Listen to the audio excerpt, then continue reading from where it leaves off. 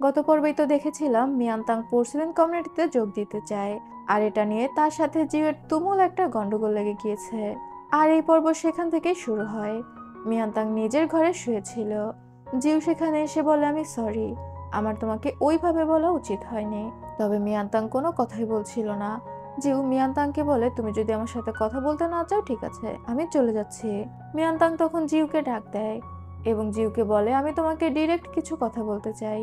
যখন আমি জেগে উঠেছি আমি জানতে পেরেছি তুমি আমার হাজবেন্ড। তুমি আমার চিকিৎসার জন্য অনেক চেষ্টা করেছো, নিজের সম্পত্তি নষ্ট করেছো। এই কারণে আমার খুবই গিল্টি ফিল হয়েছে এবং আমি চেষ্টা করেছি তোমাকে মন প্রাণ দিয়ে ভালোবাসার এবং তোমার পাশে দাঁড়ানোর। তবে আমি এটা ফিল করতে পেরেছি তোমার জন্য আমার কোনো ভালোবাসা নেই। আমার মাথার মধ্যে শুধুমাত্র এই বিষয়টাই ঘোরে যে আমি তোমার কাছে ঋণী। যে কোনোভাবেই তোমার ঋণ আমার শোধ করতে হবে। এই কারণেই আমি এই ব্যবসার পিছনে উঠে পড়ে লেগেছিলাম। যেহেতু আমাদের মধ্যে মেন্টালিটির কোনো মিল নেই, তাহলে চলো আমরা ডিভোর্স নিয়ে নিই। তবে চিন্তা করো না, তুমি আমার চিকিৎসাতে যত টাকা খরচ করেছো আমি আস্তে আস্তে সেগুলো শোধ করে দিব। কথা শেষ করে মিয়ানতাং বলে, তুমি এখানে ঘুমাও, আমি লাইব্রেরিতে গিয়ে ঘুমাচ্ছি। জিউ তখন বলে, তুমি এখানে ঘুমাও। আরো কম্বল বালিশ নিয়ে ঘর থেকে বের হয়ে যায়। আর এরপর দেখা যায় জিউ ওর বন্ধু ডক্টর ঝাওকে জাগিয়ে একসাথে বসে ড্রিঙ্ক করছে। ডক্টর ঝাও বলে, তুমি আমাকে এত রাতে জাগিয়ে এখানে বসে ড্রিঙ্ক করছো, এটার কারণ তুমি অবশ্যই আমাকে বলতে বাধ্য। জিউ জানায় মিয়ানতাং তার থেকে ডিভোর্স চেয়েছে। মিয়ানতাং তার চিন্তার বাইরেও চালাক বের হয়েছে। তার প্রতি যে মিয়ানতাং এর কোনো ফিলিংস নেই এটাও বুঝতে পেরে গিয়েছে এবং বলেছে ওর চিকিৎসা যত টাকা খরচ হয়েছে সেগুলো শোধ করে দিবে। ডক্টর ঝাও তখন বলে, এজন্য কি তোমার মন খারাপ? জিউ তখন বলে, না, এজন্য আমার কেন মন খারাপ হবে। তবে বোঝা যাচ্ছিল যে জিউয়ের খুবই খারাপ লাগছে। জিউ ডক্টর ঝাওকে বলে, আমার তো বরং ভালোই লাগছে। প্রত্যেকদিন ওর সাথে নাটক করতে হয়, একসাথে ঘুমাতে হয়, সেটাতে আমি খুবই বিরক্ত হই। আজ আমি খুবই শান্তিতে আছি, এই কারণে তো তোমাকে ডেকে তুলে ড্রিঙ্ক করছি। ডক্টর ঝাও তখন বলে, হয়েছে হয়েছে, তোমার ফেস দেখে আমি সবই বুঝতে পারছি। পরদিন সকালবেলা জিউ মিয়ানতাং এর দোকানে যায়। মিয়ানতাং তখন কাজ করছিল। জিউকে দেখে ও জিউকে বলে পাশে বসে বই পড়তে। বিভিন্ন খাবার এগিয়ে দিচ্ছিল। এরই মধ্যে মোরু কিছু প্রোডাক্ট নিয়ে আসে। ফ্যাক্টরি থেকে এগুলো নিয়ে আসছিল। মিয়ানতাং সেগুলো ধরতে গিয়ে ওর হাতে একটু ব্যথা লাগছিল, যেহেতু আগে থেকেই ওর হাতে আঘাত পাওয়া ছিল। মোরু তখন মিয়ানতাং এর হাত ধরে বলে, ম্যাডাম সাবধানে, আমি এগুলো সরাচ্ছি। তবে মোরু যে মিয়ানতাং এর হাত ধরেছে এটা দেখে জিউয়ের প্রচন্ড হিংসা হয়।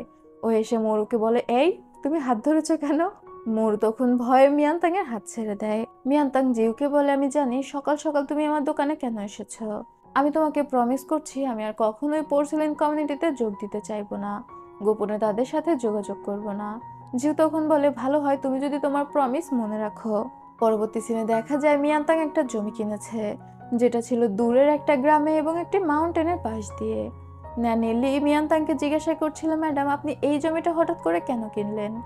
মিয়ানতাং তখন বলে, নদীতে বাঁধের কাজ শুরু হয়েছে, এখন আর নদীতে জাহাজ চলাচল করবে না। শহরের সমস্ত পোর্সেলিন ডেলিভারি হতো নদীপথে। এখন যেহেতু নদীপথে জাহাজ চলাচল করবে না, তাই পোর্সেলিন শপের ওনারদের পোর্সেলিন ট্রান্সফার করতে হবে স্থলপথে। আর সেটা যদি ট্রান্সফার করতে হয় মানে এক জায়গা থেকে অন্য জায়গায় নিতে হয়, তাহলে এই জমিটার উপর দিয়ে যেতে হবে।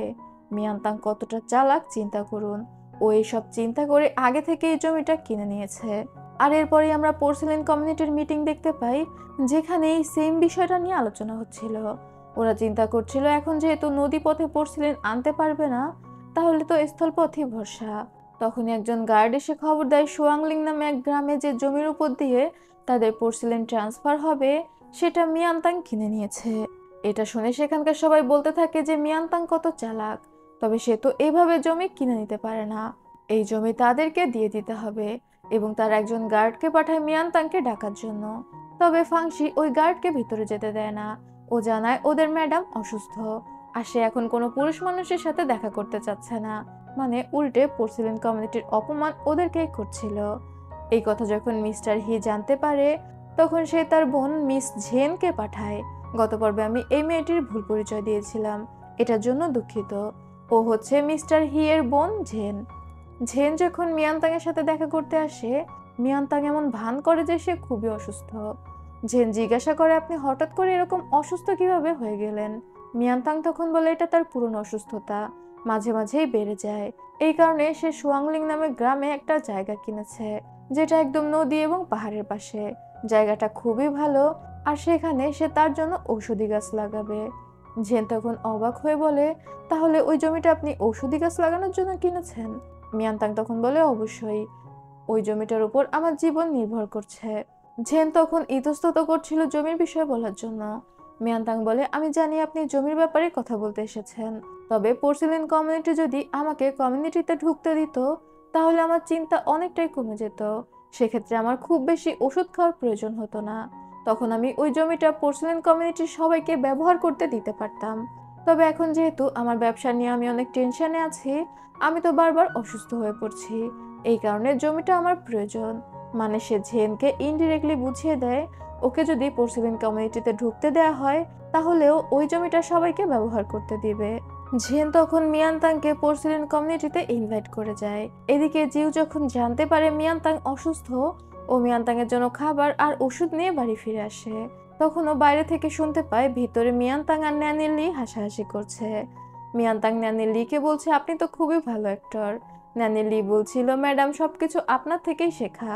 এবার জিউ তো বুঝে যায় মিয়ানতাং এর অসুস্থতা একটা নাটক ছিল। সে খাবার আর ওষুধ সেখানেই রেখে চলে যাচ্ছিল। তবে মিয়ানতাং ভিতর থেকে বুঝতে পারে যে বাইরে কেউ একজন এসেছে। আরো বাইরে এসে যখন খাবার দেখতে পায়, তখন ও দ্রুত এগিয়ে যায়। দেখতে পায় জিউ চলে যাচ্ছে। মিয়ানতাং জিউকে ডেকে বলে, ওষুধটা দিয়ে যাবে না? জিউ তখন বলে, এটা তো আমি আমার জন্য এনেছি, তোমার চুলগুলো এলোমেলো লাগছে, বাইরে গিয়ে তোমার চুল সাজানোর কিছু জিনিসপত্র কিনে নিয়ে এসো, এখন আমি যাচ্ছি। মিয়ানতাং তখন বলে, ওকে যাও। এটা বলে ও ভিতরে চলে যায়। তবে জিউয়ের প্রচন্ড রাগ হয়।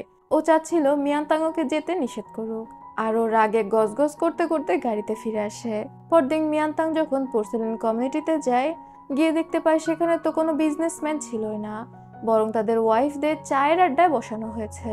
তারা মিয়ানতাংকে বলে, আমাদের সাথে আড্ডা দেওয়ার জন্যই আপনাকে ডাকা হয়েছে। আপনি কি ভাবলেন বিজনেসম্যানরা তাদের কাজ ছেড়ে কোনো মহিলার সাথে মিটিংয়ে বসবে? এখানে ওরা মিয়ানতাংকে খোঁচা মেরে কথা বলছিল। সেখানে একজন খুব সুন্দর একটা কাপড় বের করে, যাকে ওয়াটার গজ সিল্ক বলা হচ্ছিল। এটা খুবই দামি কাপড় ছিল। মিয়ানতাং তখন বলে, এমন কাপড় আমার কাছে অনেকগুলো আছে। তখন ওরা হাসাহাসি করে বলতে থাকে, যে একটা দোকান সামলাতে এত কষ্ট করছে, তার কাছে নাকি এত দামি কাপড় অনেকগুলো আছে। মিয়ানতাং আর কোনো কথা না বলে ওর হাতের রুমালটা দিয়ে ঘাম মুছতে থাকে। তখনই অন্যান্য মহিলারা খেয়াল করে মিয়ানতাংয়ের হাতে যে রুমাল, সেটাই তো ওয়াটার গজ সিল্ক। তখন ওরা অবাক হয়ে বলে, আপনি এত দামি কাপড় দিয়ে রুমাল বানিয়েছেন? মিয়ানতাং তখন বলে, এটা আমার হাজবেন্ড আমাকে কিনে দিয়েছে, এমন অনেকগুলোই আমার কাছে আছে। তখন ওরা সবাই মিয়ানতাংকে অনেক খাতির যত্ন করতে থাকে।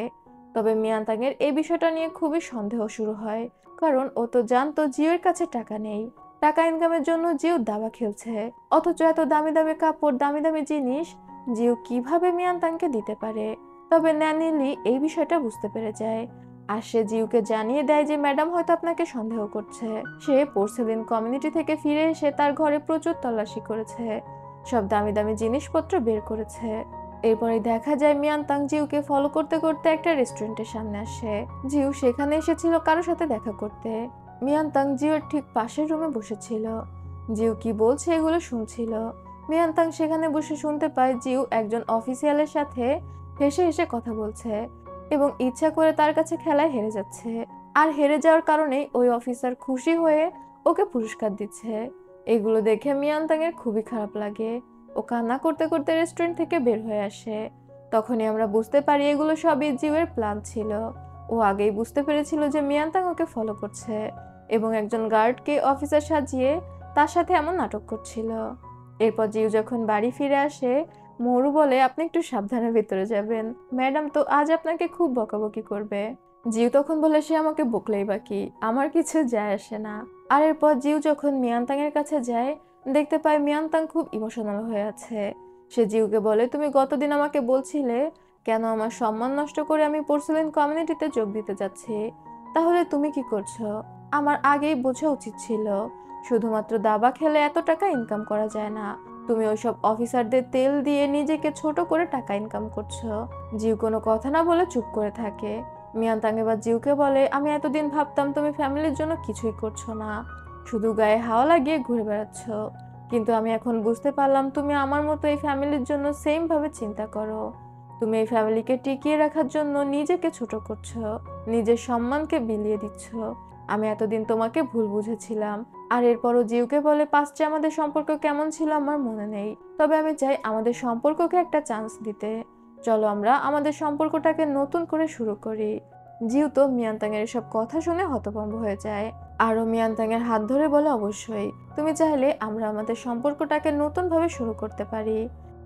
রাতের বেলা দেখা যায় মিয়ানতাং গিয়েছে স্টাডিতে ঘুমাতে, যেখানে এতদিন জিউ ঘুমাতো।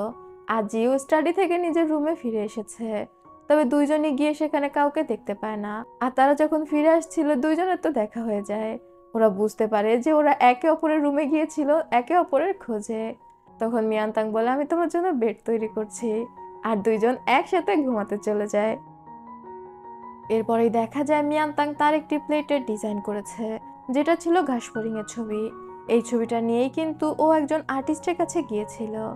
মিয়ানতাং তো এটা দেখে অনেক খুশি হয়ে যায় আর দ্রুত যায় পোর্সেলেন কমিউনিটিতে এটা দেখানোর জন্য। তবে গেট থেকেই গার্ড ওকে জানিয়ে দেয় মিস্টার হি কারোর সাথে দেখা করবে না, বিশেষ করে মহিলা, কারণ সে অসুস্থ। মিয়ানতাং বুঝতে পারে ওকে অপমান করার জন্য ওর ট্রিক্সে ব্যবহার করা হয়েছে। পরবর্তী সিনে আমরা একটা ছবি দেখতে পাই, যেটা খুবই সুন্দর ছিল। ছবিটা এমন যে একটা মাঠের মধ্যে দিয়ে তিনটি ঘোড়া যাচ্ছে, সাথে কিছু লোক। মিস্টার জিয়া নামে একজন ব্যবসায়ীর এই ছবিটা খুবই পছন্দ হয়ে যায়। তবে দোকানদার বলে এই ছবিটা অলরেডি একজন মহিলা কিনে নিয়েছে।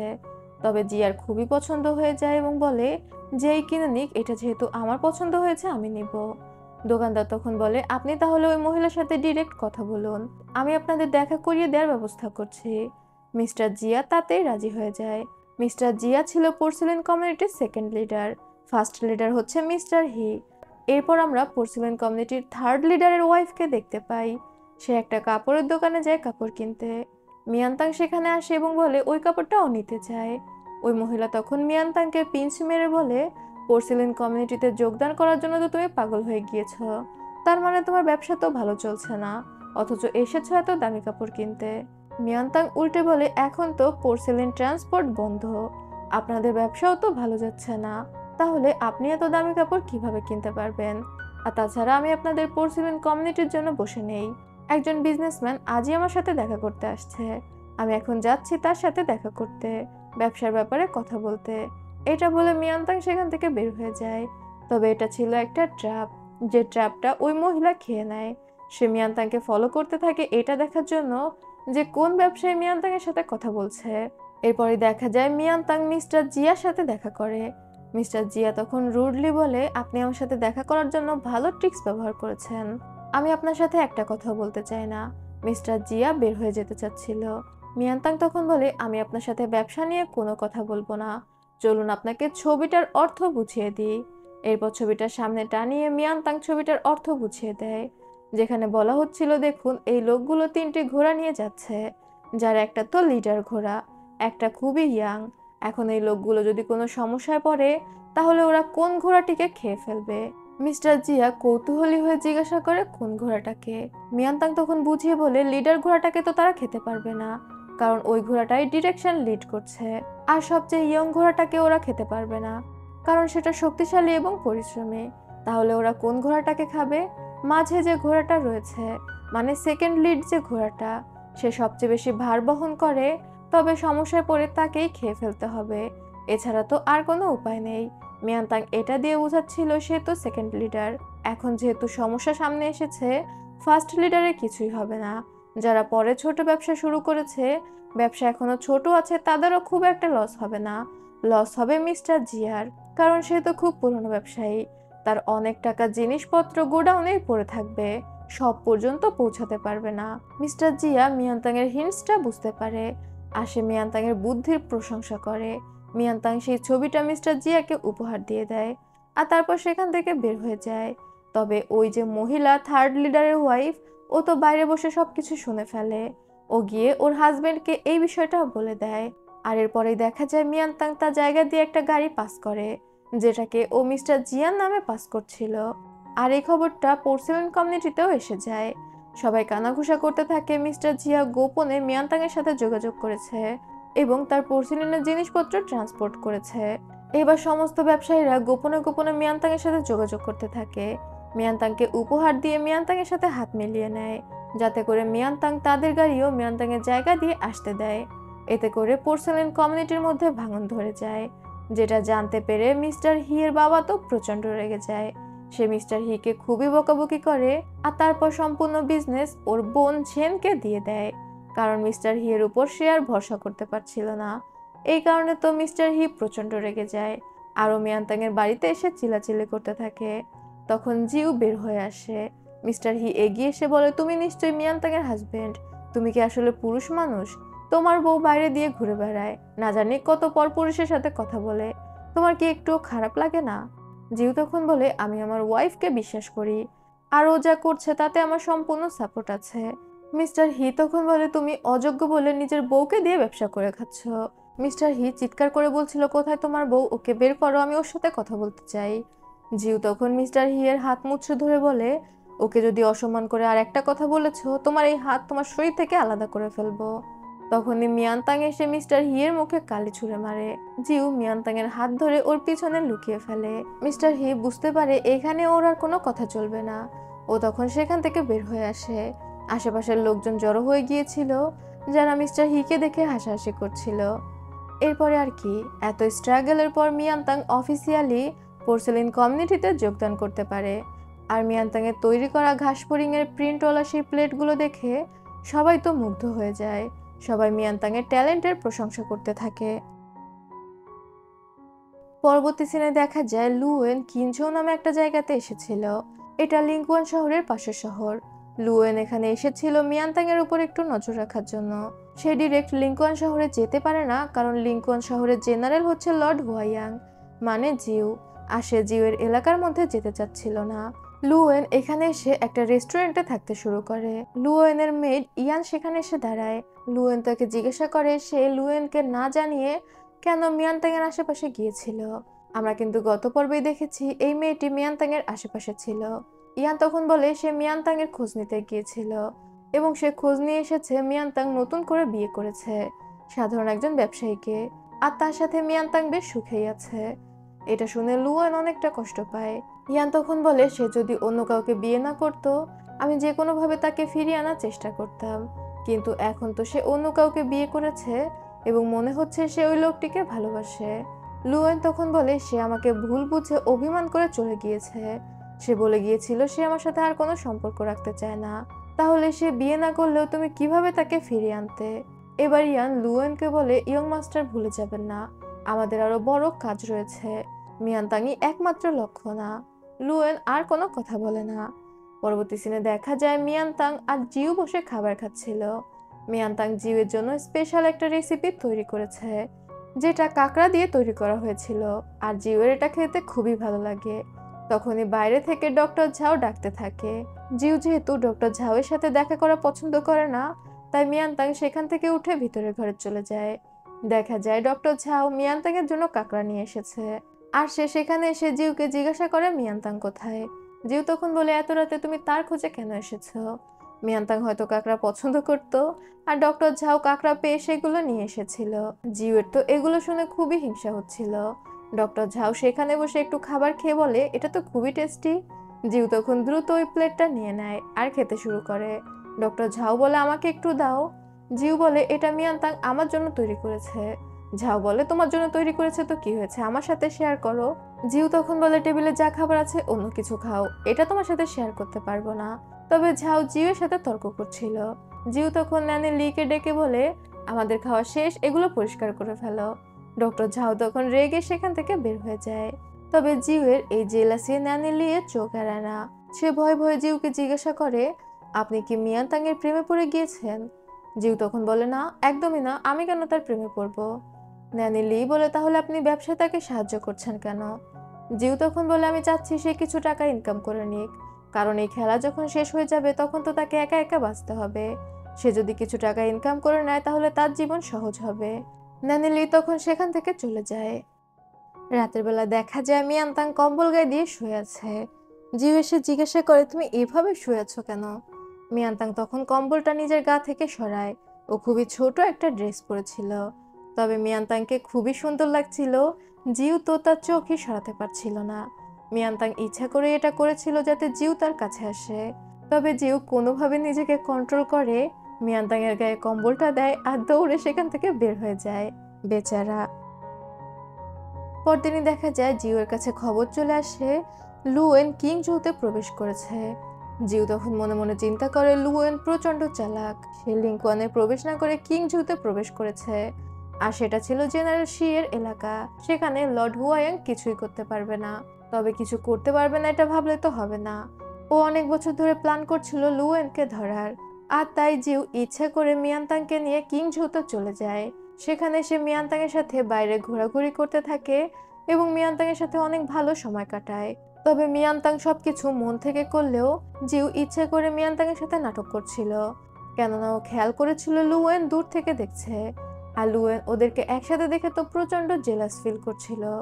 ইয়ান লুয়েনকে এসে সান্ত্বনা দিতে থাকে, বলতে থাকে সে যদি সত্যি তার ভালোবাসার মানুষ পেয়ে সুখী থাকে তাহলে আপনারও উচিত মুভ অন করা। কিন্তু এটা শুনে লুয়েন রেগে ভিতরে চলে যায়। এরপর মিয়ানতাং আর জিউ হেঁটে একটু ভিতরের দিকে আসে। তখন ওরা সেখানে একটা গেমের কম্পিটিশন দেখতে পায়। একটা পাজল সলভ করতে হবে, তাহলে কিছু একটা গিফট পাওয়া যাবে। মিয়ানতাং জিউকে বলে ওই পাজল সলভ করার জন্য, তবে জিউ বলে সে এগুলো পারে না। তখন লুয়েন সামনে আসে, সে ওই পাজল সলভ করে গিফটটা মিয়ানতাংকে দিতে বলে। তবে মিয়ানতাং ওই গিফট অ্যাকসেপ্ট করে না, আর জিউ বলে তার ওয়াইফ অচেনা কারোর গিফট অ্যাকসেপ্ট করবে না। লুয়েন তখন বলে তোমার যদি যোগ্যতা না থাকে ওয়াইফকে এটা পেয়ে দেওয়ার, তাহলে তুমি কেন অন্য কারো থেকে নেবে না। এবার জিউয়ের রাগ হয়ে যায়, সে তখন লুয়েনকে দাবা খেলার চ্যালেঞ্জ করে। আর ওরা দুইজন যখন বসে দাবা খেলছিল মিয়ানতাংয়ের মাথা যন্ত্রণা শুরু হয়ে যায়, কেননা শুরু থেকেই লুয়েনকে দেখে মিয়ানতাংয়ের চেনা চেনা লাগছিল। ও তো সবকিছু ভুলে গিয়েছিল, তবে লুয়েনের চোখের দিকে তাকিয়ে ওর মনে হচ্ছিল লুয়েনকে হয়তো সে আগেও কোথাও দেখেছে। আর লুয়েন খুব শান্ত এবং খুব কষ্ট নিয়ে কথা বলছিল। যা হোক, সেখানে জিউয়ের কাছে লুয়েন হেরে যায়। তবে জিউ লুয়েনকে বলে আপনার খেলার স্কিল খুবই ভালো, হয়তো ভবিষ্যতে কখনো আপনার সাথে দেখা হবে এবং একসাথে খেলার সুযোগ পাবো। লুয়েন জিউর থেকে বিদায় নিয়ে সেখান থেকে চলে যায়। তবে মিয়ানতাংয়ের যেহেতু মাথা যন্ত্রণা শুরু হয়ে গিয়েছিল, ও সেখানে অজ্ঞান হয়ে যায়। এরপর আমরা ইয়ানকে দেখতে পাই যে পর্দার আড়ালের একজনের সাথে কথা বলছিল। সে ওই লোককে ফস্টার ফাদার মানে পালিত বাবা বলে ডাকছিল। ইয়ান ওই লোককে জানায় মিয়ানতাং বেঁচে আছে, এখন তারা কি করবে। ওই লোক তখন জানায় মিয়ানতাং এর জন্য সে তার এত বছর ধরে তৈরি করা প্ল্যান নষ্ট করতে পারে না, অবশ্যই মিয়ানতাংকে মরতে হবে। তবে তার আগে মিয়ানতাং এর কাছ থেকে টাকা উদ্ধার করতে হবে। ওরা মনে করছিল মাউন্ট ইয়াং মানে ডাকাতদের প্রায় 3 লাখ স্বর্ণ মুদ্রা মিয়ানতাং এর কাছে রয়েছে। আর এখানে আমরা জানতে পারি ইয়ান নামের এই মেয়েটি মিয়ানতাংকে মারার চেষ্টা করেছিল। ইয়ানের পালিত বাবা তাকে ঝাড়ি মেরে বলে আমার প্ল্যানের পথে যেন তোমার ইমোশন বাধা না হয়ে দাঁড়ায়। এটা দিয়ে সে বোঝাচ্ছিল লুয়েনের প্রতি তার ভালোবাসার কথা। ইয়ান তো লুয়েনকে ভালোবাসতো। এরপরে আমাদের অন্য একটা সিন দেখানো হয়, যেখানে আমরা লুয়েন এবং ইয়ানকে ঘনিষ্ঠ অবস্থায় দেখতে পাই, যেটা মিয়ানতাং দেখে ফেলে এবং দৌড়ে ঘর থেকে বের হয়ে যেতে চায়। লুয়েন মিয়ানতাং এর হাত ধরে বলে তুমি ভুল বুঝছো, আমি তোমাকে এক্সপ্লেন করতে পারি। তবে মিয়ানতাং বলে আমি নিজে চোখে দেখেছি, আমি আর তোমার কোনো এক্সপ্লেনেশন শুনতে চাই না, তোমার সাথে কোনো সম্পর্ক রাখতে চাই না। এটা বলে মিয়ানতাং ঘর থেকে বের হয়ে যায়। আর এরপরেই বুঝতে পারি এটা ছিল মিয়ানতাং এর দুঃস্বপ্ন। সেই দুঃস্বপ্ন দেখে জেগে উঠে অনেকটা অস্থির হয়ে পড়ে। জিউ পাশে বসে বলে কি হয়েছে। মিয়ানতাং তখন বলে আমি একটা দুঃস্বপ্ন দেখলাম, যেখানে আমার হাজবেন্ড অন্য একটা মেয়ের সাথে সম্পর্ক করছে, আর আমি এটা দেখে খুবই কষ্ট পেয়েছি। জিউ তখন হেসে দিয়ে বলে চিন্তা করো না, আমি তুমি ছাড়া অন্য কোনো মেয়ের দিকে তো তাকাই না, তুমি আমার জন্য যথেষ্ট। সে মিয়ানতাংকে কোনোভাবে কমফোর্ট করে, আর এরপর জিজ্ঞাসা করে আজ যে লোকটির সাথে আমি দাবা খেললাম লোকটিকে কি তুমি চেনো। মিয়ানতাং বলে না, তবে ওই লোকটিকে দেখার পর ওর মনে হয়েছে সে ওর পরিচিত, এবং তার দাবা খেলার স্টাইলও মিয়ানতাং এর পরিচিত মনে হয়েছে। ওই লোকটিকে দেখার পর থেকে মিয়ানতাং এর মাথা যন্ত্রণা করছিল। এখন মিয়ানতাং এর যেহেতু কিছুই মনে পড়েনি, জিউ আর কি বলবে। পরবর্তী সিনে দেখা যায় মিয়ানতাং বসে বসে চিন্তা করছিল লুয়েনকে দেখার পর তার এমন কেন ফিল হয়েছে। লুয়েনের চোখ দেখে তার মনে হয়েছে যে ওই চোখের মধ্যে অনেক দুঃখ রয়েছে, কেন তার এমনটা মনে হচ্ছে। তবে সে আবার জিউর কথাও চিন্তা করে, জিউ তাকে ভুল বুঝতে পারে। এরই মধ্যে জিউ সেখানে প্রবেশ করে। মিয়ানতাং জিউকে একটা উপহার দেয়, যেটা ছিল একটা দাবার বোর্ড। জিউয়ের এই বোর্ডটা খুবই পছন্দ হয়। মিয়ানতাং তখন জিউকে বলে চলো আমরা একটা ম্যাচ খেলি। জিউ অবাক হয়ে জিজ্ঞাসা করে তুমি খেলতে পারো। মিয়ানতাং তখন বলে, তোমার সাথে বিয়ের আগে তো খুব বেশি খেলতে পারতাম না, তবে এখন মনে হচ্ছে পারবো। আর এরপর যখন ওরা ম্যাচ খেলে, মিয়ানতাং একদম লুয়েনের মতো করে খেলছিল। ফার্স্টে একটা সিনেমা দেখানো হয়, লুয়েন আর মিয়ানতাং একসাথে বসে দাবা খেলতো। লুয়েনের কাছ থেকে মিয়ানতাং দাবা শিখেছিল। আর এই জিনিসটা জিউ বুঝতেও পেরে যায়। সে আবারও মিয়ানতাংকে লুয়েনের ব্যাপারে জিজ্ঞাসা করে। মিয়ানতাং তখন বলে সেই দাবা খেলা কোথা থেকে শিখেছে জানে না। সে উল্টে জিউকে প্রশ্ন করে যে লুয়েন কি তার পরিচিত কিনা।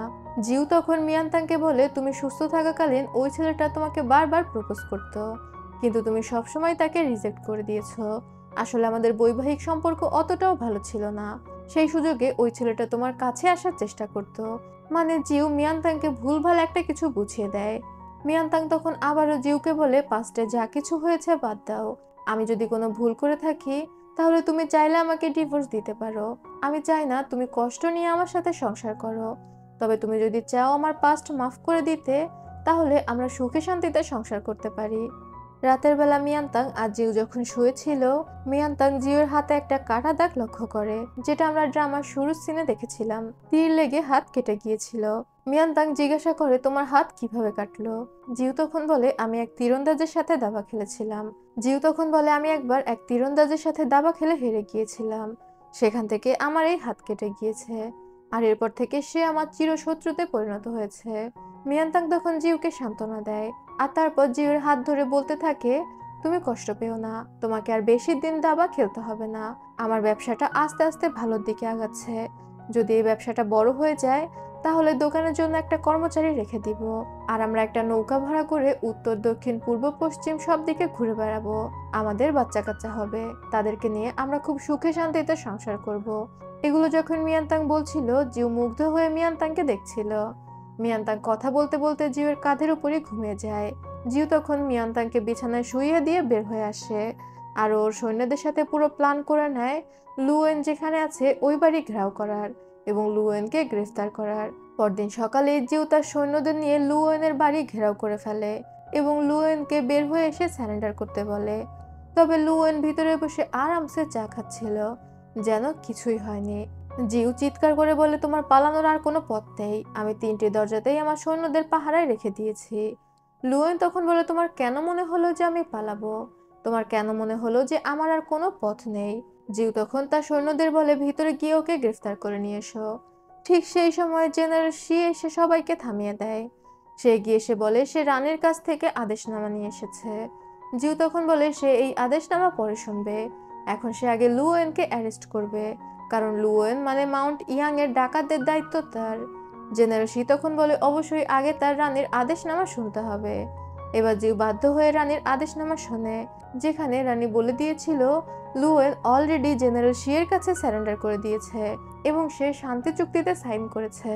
সে আর কখনোই মাউন্ট ইয়াং এর ডাকাতি করবে না এবং জেনারেল শি যে কোনো ভাবে তাকে শাস্তি দিতে পারবে। তার মানে এখন জিউ লুয়েনকে গ্রেফতার করতে পারবে না। লুয়েন অলরেডি স্যারেন্ডার করেছে জেনারেল শি এর কাছে। আর এই এলাকা যেহেতু জেনারেল শি এর, এখানে তো জিউ বেশি কিছু বলতেও পারবে না। ও তো এবার ফিরে যেতে বাধ্য। ও তখন লুয়েনকে বলে, আমি তোমাকে একটা প্রশ্ন করতে চাই। এবং এগিয়ে এসে বলে, কয়েক মাস আগে তোমার সাথে আমার চুক্তি হয়েছিল তুমি মাউন্ট ইয়াংয়ে আর ডাকাতি করবে না। তারপরেও হঠাৎ করে একদিন রাতে তুমি আমার ক্যাম্পে আক্রমণ করে দিয়েছিলে। সেটা তুমি কেন করেছিলে, শান্তি চুক্তি করা সত্ত্বেও? লুয়েন তখন বলে, যুদ্ধে সবকিছুই ফেয়ার, আমি চাইলে যা কিছু করতে পারি। এবার জিওর তো আর কোনো কিছু বলার নেই, সে ফিরে যাচ্ছিল।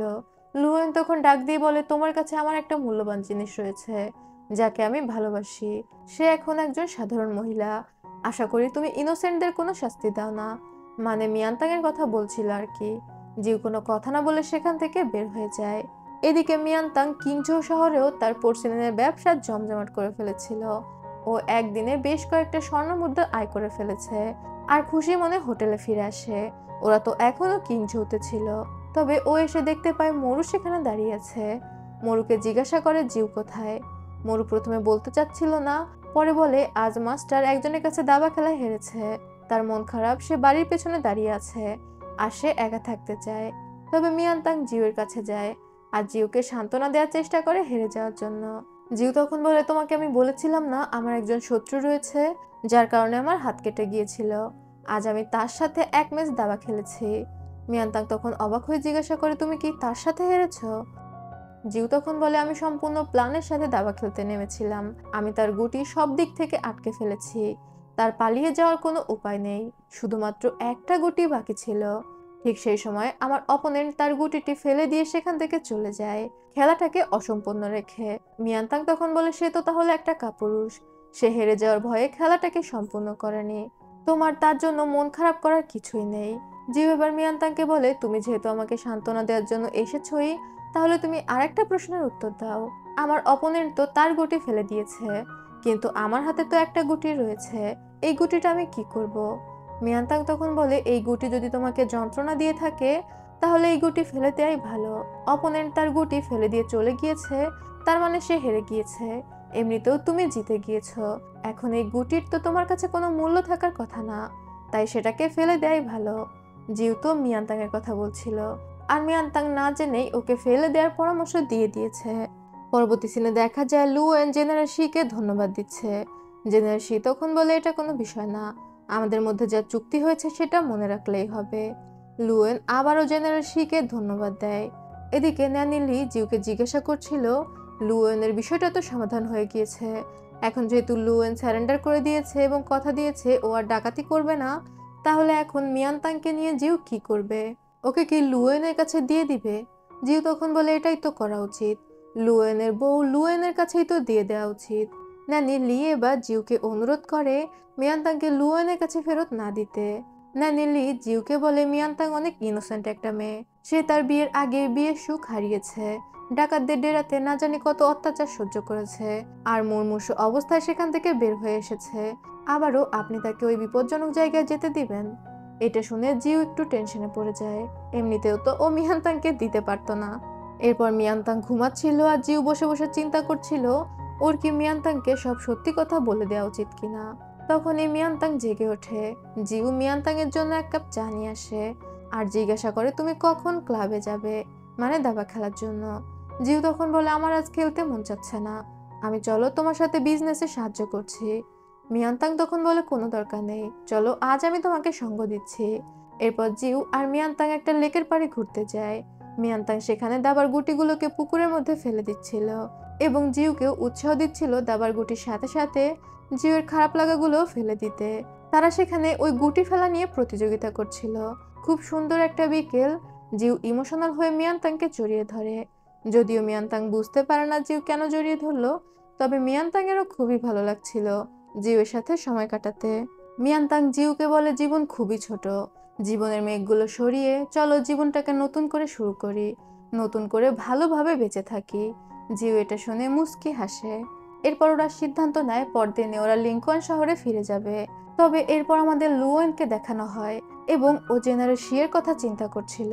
এখানে আমরা জানতে পারি জেনারেল শি লুয়েনের সাথে কি বিষয়ে চুক্তি করেছিল। জেনারেল শি লুয়েনকে শর্ত দিয়েছিল জিউকে মেরে ফেলার। তবে লুয়েন অনেক টেনশনে পড়ে গিয়েছিল।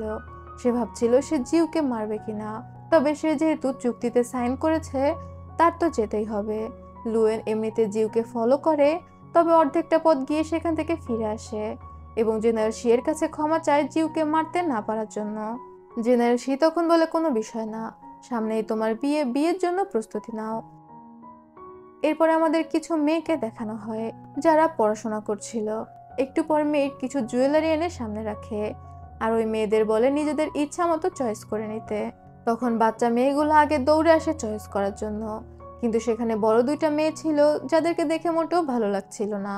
ওরা এসে ওই বাচ্চাদের হাত থেকে জিনিসপত্র নিয়ে নিজেদের মধ্যে ভাগ করতে থাকে। তখন একজন বলে, শিউজির সামনেই বিয়ে, ওকেই আগে চয়েস করতে দেয়া হোক। তখন আমরা শিউজিকে দেখতে পাই যে খুবই নম্র, ভদ্র এবং ভালো মেয়ে বলেই মনে হচ্ছিল। আর এই বোনদের মধ্যে ও বেশ অবহেলিত। ও এসে খুব ছোট্ট একটা আংটি চয়েস করে, যেটা নিয়ে সবাই মজা নিতে থাকে। আংটিটা সুইজির হাতেও লাগছিল না, এত বেশি ছোট। সুইজির বোনেরা সুইজিকে টিজ করে বলছিল ওর বিয়ে ঠিক হয়েছে এক ডাকাত সর্দারের কাছে।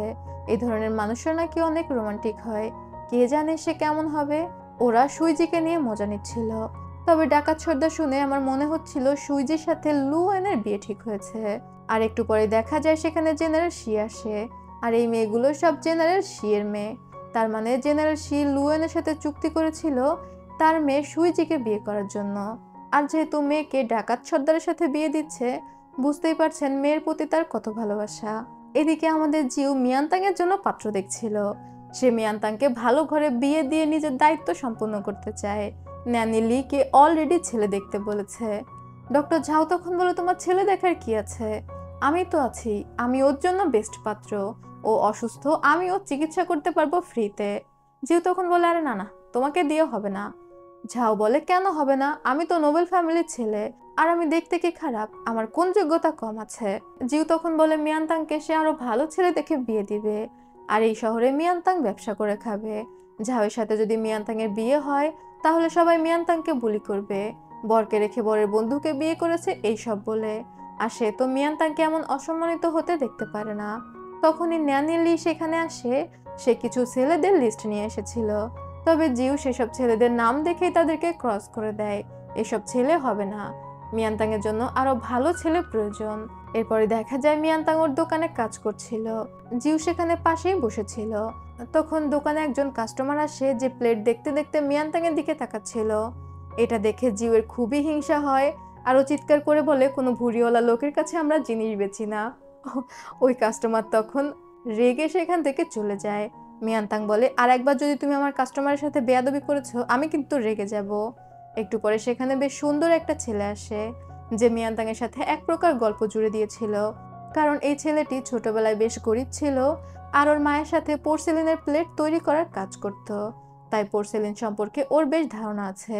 তবে এই ছেলেটি মিয়ানতাংয়ের সাথে গল্প জুড়ে দিয়েছে, এটা দেখেও জিউয়ের খুবই হিংসা হতে থাকে। ও দৌড়ে এসে মিয়ানতাংয়ের হাত মাসাজ করে দিতে দিতে বলে, এত ভারী প্লেট তুমি এতক্ষণ তুলে ধরে রেখেছো, তুমি তো হাতে ব্যথা পাবে। ওই ছেলেটি জিউকে জিজ্ঞাসা করে, আপনি কে? জিউ তখন বলে, আমি ওর হাজবেন্ড। ছেলেটি তখন মিয়ানতাংকে বলে, আপনি যদি ব্যবসা করতে ইন্টারেস্টেড না হন, তাহলে দোকান খুলেছেন কেন? এটা বলে রেগে সেখান থেকে বের হয়ে যায়। মিয়ানতাং তখন জিউয়ের দিকে চোখ গরম দিয়ে তাকালে জিউ মিনি বিড়ালের মতো সেখান থেকে সরে যায়। রাতের বেলা যখন মিয়ানতাং ঘরে বসে চুল আঁচড়াচ্ছিল, তখন জিউ ভয়ে ভয়ে ওর কাছে আসে, যেহেতু দুপুরে ও মিয়ানতাংকে রাগিয়ে দিয়েছে। জিউ মিয়ানতাংয়ের কাছে এসে ওর চুল আঁচড়ে দিতে দিতে বলে, আমি যদি কখনো তোমার সাথে না থাকি, তাহলে কি তুমি একা সবকিছু সামলাতে পারবে? মিয়ানতাং অবাক হয়ে জিজ্ঞাসা করে, তুমি কোথায় যাবে? জিউ তখন বলে, আমি আজ বাজে একটা স্বপ্ন দেখেছি। আমি দেখেছি আমি তোমাকে ছেড়ে অনেক দূরে কোথাও চলে গিয়েছি, আর তুমি এখানে একা হয়ে গিয়েছো। মিয়ানতাং তখন মুচকি হেসে বলে, তুমি না থাকলেও আমার অনেক কাজ রয়েছে, বিজনেস রয়েছে সামলানোর জন্য, তাই তুমি কোথাও গেলেও আমি একা হয়ে যাব না।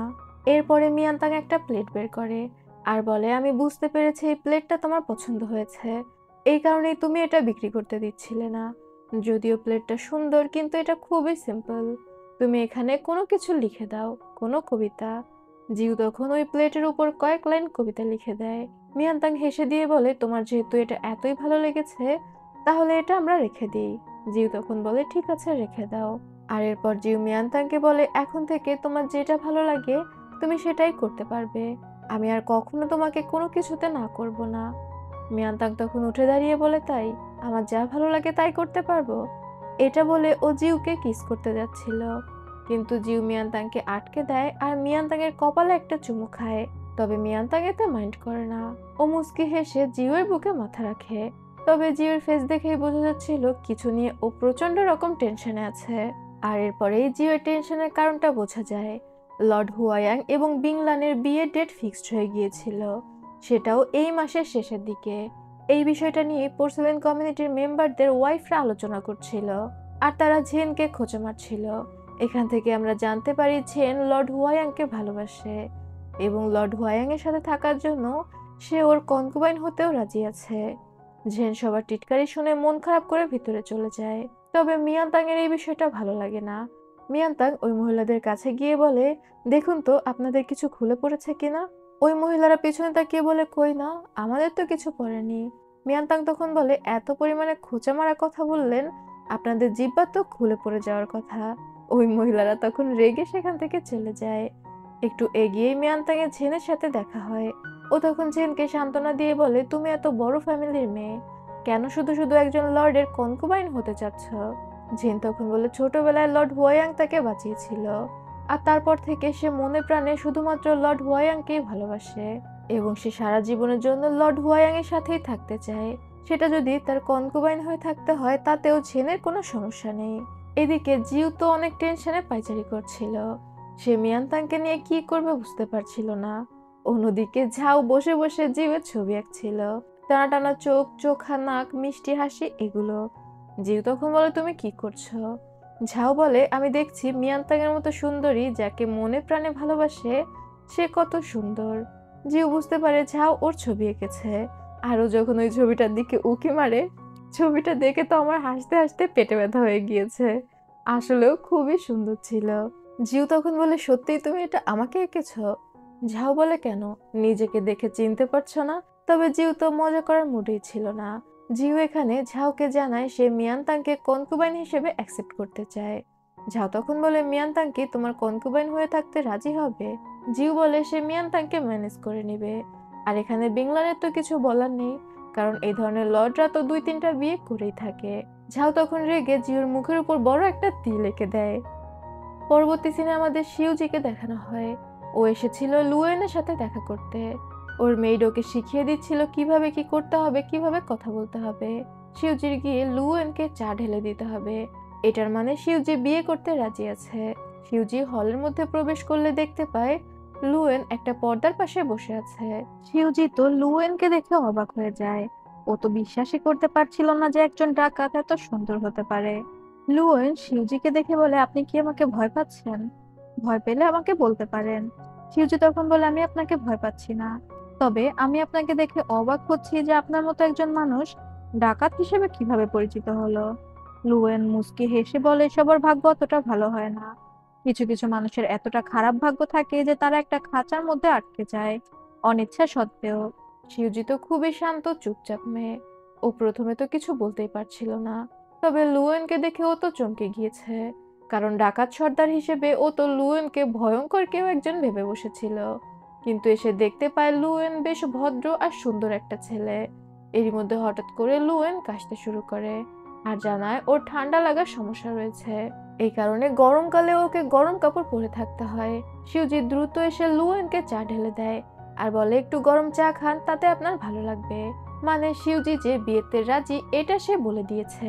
আর এরপর লুয়েন যখন ফিরে আসে, ইয়ান অস্থির হয়ে জিজ্ঞাসা করে শিউজির সাথে দেখা কেমন হলো। লুয়েন তখন বলে শিউজি রাজি। ইয়ান তখন খুশি হয়ে বলে, তাহলে তো আমরা আমাদের প্ল্যানের দিকে এক ধাপ এগিয়ে গেলাম। লুয়েন মন খারাপ করে বলে, তার থেকে এক ধাপ পিছিয়ে গেলাম, মানে মিয়ানতাংয়ের থেকে। আর এরপরে দেখা যায় মিয়ানতাং বসে বসে কাজ করছিল। জিউ তার কাছে আসে সবকিছু খুলে বলার জন্য। এসে দেখতে পায় মিয়ানতাং বেশ বিরক্ত। জিজ্ঞাসা করে কি হয়েছে। মিয়ানতাং তখন বলে সে লর্ড হোয়াইং এর উপর অনেক রেগে আছে। জিউ অবাক হয়ে বলে, কেন রেগে আছো? মিয়ানতাং জানায় লর্ড হোয়াইং একজন কনকুবাইন নিচ্ছে, বিয়ে করে পারলো না, এর মধ্যেই কনকুবাইন। জিউ মনে করে সে যে মিয়ানতাংকে কনকুবাইন হিসেবে নিতে চায় এটা মিয়ানতাং জানতে পেরে গিয়েছে। ও অবাক হয়ে বলে, তুমি জানতে পেরে গিয়েছো? মিয়ানতাং তখন বলে, জানবো না কেন, সারা শহর এটা জানতে পেরে গিয়েছে। মানে মহিলাদের স্বভাব তো জানেনি। ওরা গসিপ করতে করতে পুরো শহরকে এটা জানিয়ে দিয়েছে যে ঝেন লর্ড হুয়াইয়াংকে ভালোবাসে। প্রথমে তো জিও এটা বুঝতে পারে না। ও অবাক হয়ে বলে, সারা শহর এটা কিভাবে জানলো? মিয়ানতাং তখন বলে, পোর্সেলেন কমিউনিটির বিজনেসম্যানদের ওয়াইফরা সারা শহরে ছড়িয়ে দিয়েছে। এরপর জিউ বুঝতে পারে মিয়ানতাং আসলে ঝেনের কথা বলছে। ও তো হাঁপ ছেড়ে বাঁচে। সাথে এটাও বুঝতে পারে যে মিয়ানতাং কনকুবাইন নেয়াটা একদমই পছন্দ করে না। মিয়ানতাং জিউকে বলে তার মা ছোটবেলায় তাকে শিখিয়েছিল, যদি কখনো গরিবভাবে জীবনযাপন করো তাও কারো কনকুবাইন হয়ে থেকো না। যদি কখনো খুবই হতাশাগ্রস্ত হয়ে যাও বা খুবই বিপদে পড়ে যাও তাও কারো সেকেন্ড ওয়াইফ হয়েও না। মানে হাজবেন্ডকে কোনো অবস্থায় কারোর সাথে শেয়ার করা যাবে না। আর মিয়ানতাংও এখনো পর্যন্ত এটাই মেনে আসছে। এটা শুনে জিউ প্রচন্ড হতাশ হয়ে যায়। আর জিউয়ের হতাশা মানেই ডক্টর ঝাও। ও ডক্টর ঝাওয়ের কাছে যায় এই কথা বলতে। তবে ডক্টর ঝাও এরই মধ্যে আবারও জিউয়ের একটা ছবি এঁকে ফেলেছে। ও নতুন নতুন ছবি আঁকা শিখছিল এবং বারবার জিউয়ের ছবি আর্ট করছিল। জিউ ঝাওকে বলে এখন তার কি করা উচিত। ঝাও তখন বলে, তুমি লর্ড হোয়াইয়াং, তোমার সমস্যা তুমি চিন্তা করো। আর সারা রাত ধরে চিন্তা করতে করতে জিউ তো ঘুমাতেই পারে না। জিউয়ের চোখের নিচে কালি পড়ে যায়। ডক্টর ঝাও তখন জিউয়ের চোখের নিচের কালি পড়ার একটা ছবি আর্ট করে ফেলে। আর এটাই আমার চোখে বেস্ট পিকচার ছিল। জিউ তো বেচারা নিজের মর্মে মরছিল, আর ঝাও ছিল ওর ছবি আর্ট করা নিয়ে। জিউ এবার ঝাওকে বলে দেয় সে যদি মিয়ানতাংকে কনকুবাইন হিসেবে নিতে চায়, মিয়ানতাং কখনোই এটা অ্যাকসেপ্ট করবে না। কেননা মিয়ানতাং এর মা শিখিয়েছে যতই গরিব জীবনযাপন করুক না কেন, কারো কনকুবাইন হয়ে যেন না থাকে। ঝাও তখন বলে মিয়ানতাং আসলেও ইন্টারেস্টিং। পরবর্তী সিনে দেখা যায় ঝেনের মেয়ের দৌড়ে আসে মিয়ানতাং এর কাছে। সে জানায় ঝেন প্রচন্ড অসুস্থ হয়ে পড়েছে। লর্ড হুয়ায়াং এবং তাকে নিয়ে শহরে এত বেশি গুজব ছড়িয়েছে যে কারণে তার বাবা অসুস্থ হয়ে গিয়েছে, আর এই চিন্তায় ঝেন নিজেও অসুস্থ হয়ে পড়েছে। তার উপর লর্ড হুয়ায়াংকে না পারার একটা কষ্ট তো আছেই। মিয়ানতাং দৌড়ে যায় ঝেনকে দেখার জন্য, সাথে নিয়ে যায় ডক্টর ঝাওকে। ডক্টর ঝাও পরীক্ষা করে বলে তার সমস্যা একটাই, সে অনেকটা অস্থির, খাওয়া দাওয়া বন্ধ করে দেওয়ার জন্য সে দুর্বল হয়ে পড়েছে। আর এরকম ভাবে চলতে থাকলে ঝেন তো বাঁচবে না। তাই সে ঝেনকে একটা ওষুধ দিয়ে যায় এবং বলে আপনি ভুলেও বাতাসের সংস্পর্শে আসবেন না, কখনো ঘর থেকে বের হবেন না, কারণ আমি যে ওষুধ দিয়েছি এটা সূর্যের আলো অথবা বাতাসের সংস্পর্শে আসলে বিষক্রিয়া দেখা দিতে পারে, আর সাথে সাথেই হয়তো আপনার মৃত্যু হয়ে যেতে পারে। সেখানেও ঝেনের ভাবি ঝেনকে খোঁচা মেরে কথা বলছিল একে তো আমাদের পরিবারের নামে তুমি দুর্নাম ছড়িয়েছো, এখন আবার অসুস্থ হওয়ার ভান করছো। কি হবে এসব করে? লর্ড হোয়াং কি তোমাকে অ্যাকসেপ্ট করবে নাকি? মিয়ানতাং তখন ওর ভাবিকে থামিয়ে দেয় এবং ঝেনকে বুঝায় যে কিছুই হয়নি। ঝেন অনেক বুদ্ধিমতী, সুন্দরী এবং নোবেল ফ্যামিলির মেয়ে। ও চাইলে যে কোনো বড় লোকের বা সম্মানীয় লোকের লিগ্যাল ওয়াইফ হতে পারে। কি দরকার আরেকজনের কনকুবাইন হওয়ার? পরবর্তী সিনে আমাদের জিউকে দেখানো হয়। বেচারা না ঘুমিয়ে চিন্তা করতে করতে তো প্রচন্ড দুর্বল হয়ে পড়েছিল। মিয়ানতাং তাকে এসে জিজ্ঞাসা করে তোমাকে এত দুর্বল লাগছে কেন? জিউ তখন বলে তুমি আমাকে প্লেটের উপর কবিতা লিখতে বলেছিলে, আর আমি সারা রাত জেগে সেগুলো চিন্তা করেছি, ঘুমাতে পারিনি। মিয়ানতাং তখন হেসে দিয়ে বলে তুমি কবিতা লিখতে পছন্দ করো, আর তোমার হাতের লেখা সুন্দর, এই কারণেই তো আমি তোমাকে লিখতে বলেছি, কিন্তু আমি তোমার উপর কোনো প্রেশার চাপাতে চাইনি। যদি তুমি লিখতে না পারো তাহলে কোনো প্রয়োজন নেই, রেখে দাও। তখনই ওরা বাইরে থেকে কিছু ভেঙে পড়ার আওয়াজ শুনতে পায়, আর দৌড়ে যখন বাইরে যায় দেখতে পায় ওদের প্রতিবেশী ওদের বাড়ির দেয়াল ভেঙে ফেলেছে। ওই প্রতিবেশী তখন বলে সে তাদের বাড়ির ভিতরে কাজ করতে গিয়ে দেয়াল ভেঙে গিয়েছে, এতে তার কোনো দোষ নেই। উল্টে মিয়ানতাংকে ছোট করে বলছিল তুমি এত সুন্দর একটা মানুষ, এই অকর্মা লোককে কেন বিয়ে করেছো? এবার তো জিউয়ের খুবই রাগ হয়ে যায়, সে এগিয়ে আসে ওই প্রতিবেশীর সাথে ঝগড়া করার জন্য। তবে জিউ কথাই বলতে পারছিল না, ও একদমই আমার মতো ঝগড়ার সময় আসল পয়েন্ট গুলো ভুলে যায়। ওই প্রতিবেশী যখন জিউকে বলে তুমি তো বউয়ের ঘাড়ে বসে বসে খাচ্ছ, তোমার লজ্জা থাকা উচিত, এবার তো জিউয়ের প্রচন্ড রাগ হয়ে যায়। ও তখন সেই প্রতিবেশীর সাথে তুমুল ঝগড়া বাঁধিয়ে দেয়। আর মিয়ানতাং যখন জিউকে ঝগড়া করতে দেখে, ও তো মুগ্ধ হয়ে জিউকে দেখছিল। মানে ঝগড়া করতে দেখেও কেউ এত মুগ্ধ হয়ে তাকিয়ে থাকতে পারে, আমি প্রথম মিয়ানতাংকে দেখে শিখলাম। যা হোক, জিউ তো এই লোককে ছাড়বে না। ও ঝগড়ার ছলে এগিয়ে গিয়ে এই লোকের হাতে চাপ দিয়ে ধরে, আর ওই এক চাপ খেয়ে এই লোকটি কাহিল হয়ে পড়েছিল। ওই লোকের হাতে ছিল একটা লাঠি, লাঠিটা ফেলে দেয়, যেটা জিউয়ের হাতে এসে লাগে। আর তখন মিয়ানতাং ওই লোককে ঝাড়ু নিয়ে তাড়া করে। লোকটি দ্রুত সেখান থেকে পালিয়ে যায়। মিয়ানতাং তখন জিউকে এসে জিজ্ঞাসা করে জিউ আঘাত পেয়েছে কিনা। জিউ এমন ভান করে যে ও নরম একটা ছেলে, এই লাঠি পড়াতেও খুব আঘাত পেয়ে গিয়েছে। মিয়ানতাং তখন মুচকি হেসে জিউয়ের গালে একটা চুমু দিয়ে লজ্জায় দৌড় মারে। সেখানে ন্যানি লি আর অন্যান্য মেয়েরা উপস্থিত ছিল। সবাই যে যার মতো লজ্জা পেয়ে দৌড়ে চলে যায়। পরবর্তী সিনে দেখা যায় জিউ আর মিয়ানতাং যখন ওদের দোকানের দিকে আসে, তখন দোকানে হঠাৎ করে অদ্ভুত একজন লোক চলে আসে, যে দাবি করতে থাকে সেই আসল চুই জিউ, মিয়ানতাং এর হাজবেন্ড, যার সাথে 3 বছর আগে মিয়ানতাং এর বিয়ে হওয়ার কথা ছিল। কিন্তু মাঝপথে মিয়ানতাংকে ডাকাতরা কিডন্যাপ করে নিয়ে যায়। এই লোক মিয়ানতাংকে খোঁজার জন্য প্রচুর লোক পাঠিয়েছে এবং অবশেষে 3 বছর পর মিয়ানতাং এর খোঁজ পেয়েছে। আর মিয়ানতাং এর খোঁজ পেতেই সে দৌড়ে এখানে চলে এসেছে। তবে মিয়ানতাং তো এই লোককে বিশ্বাস করে না।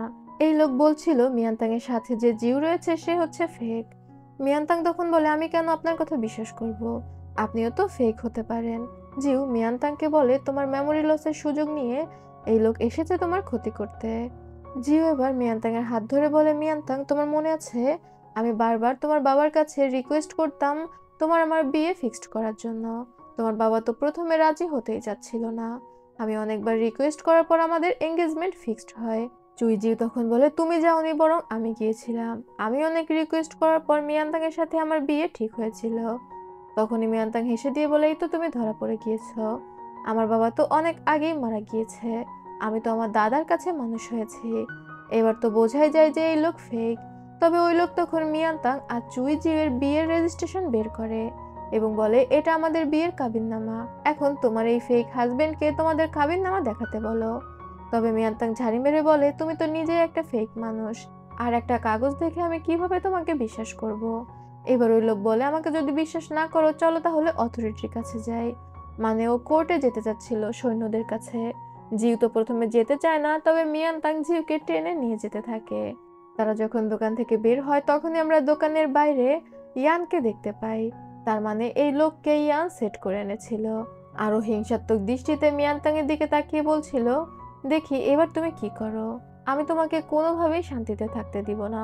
তোমার জীবনকে আমি জাহান্নামে পরিণত করব। এদিকে রাস্তা দিয়ে যেতে যেতে জিউ আর মিয়ানতাং ওই ফেক লোক আর তার সাথে থাকা লোকদের পুরো কাবু করে ফেলে এবং একটা জায়গাতে লুকিয়ে পড়ে। একটু পরে দেখা যায় ইয়ান ওদেরকে ফলো করতে করতে সেই রাস্তায় চলে আসে। তবে হঠাৎ করে এসেই ও আর কাউকে দেখতে পায় না। মিয়ানতাং আর জিউ আড়াল থেকে বের হয়ে আসে। আর ইয়ানের মাথার টুপি সরিয়ে ইয়ানকে দেখে তো মিয়ানতাং অবাক হয়ে যায়। সে ইয়ানকে দেখে বলে তোমাকে তো আমি আমাদের অনুষ্ঠানের দিনও আমাদের বাড়িতে দেখেছিলাম। ইয়ান তখন বলে সে তো নিজের কাজে এদিক থেকে যাচ্ছিল। মিয়ানতাংয়ের সাথে তো তার কোনো শত্রুতা নেই। মিয়ানতাংকে সে চেনেও না। আর এই লোক তো নিজের পার্সোনাল হিংসা থেকে মিয়ানতাংয়ের হাজবেন্ড দাবি করেছে। এতে ইয়ানের কি করার আছে।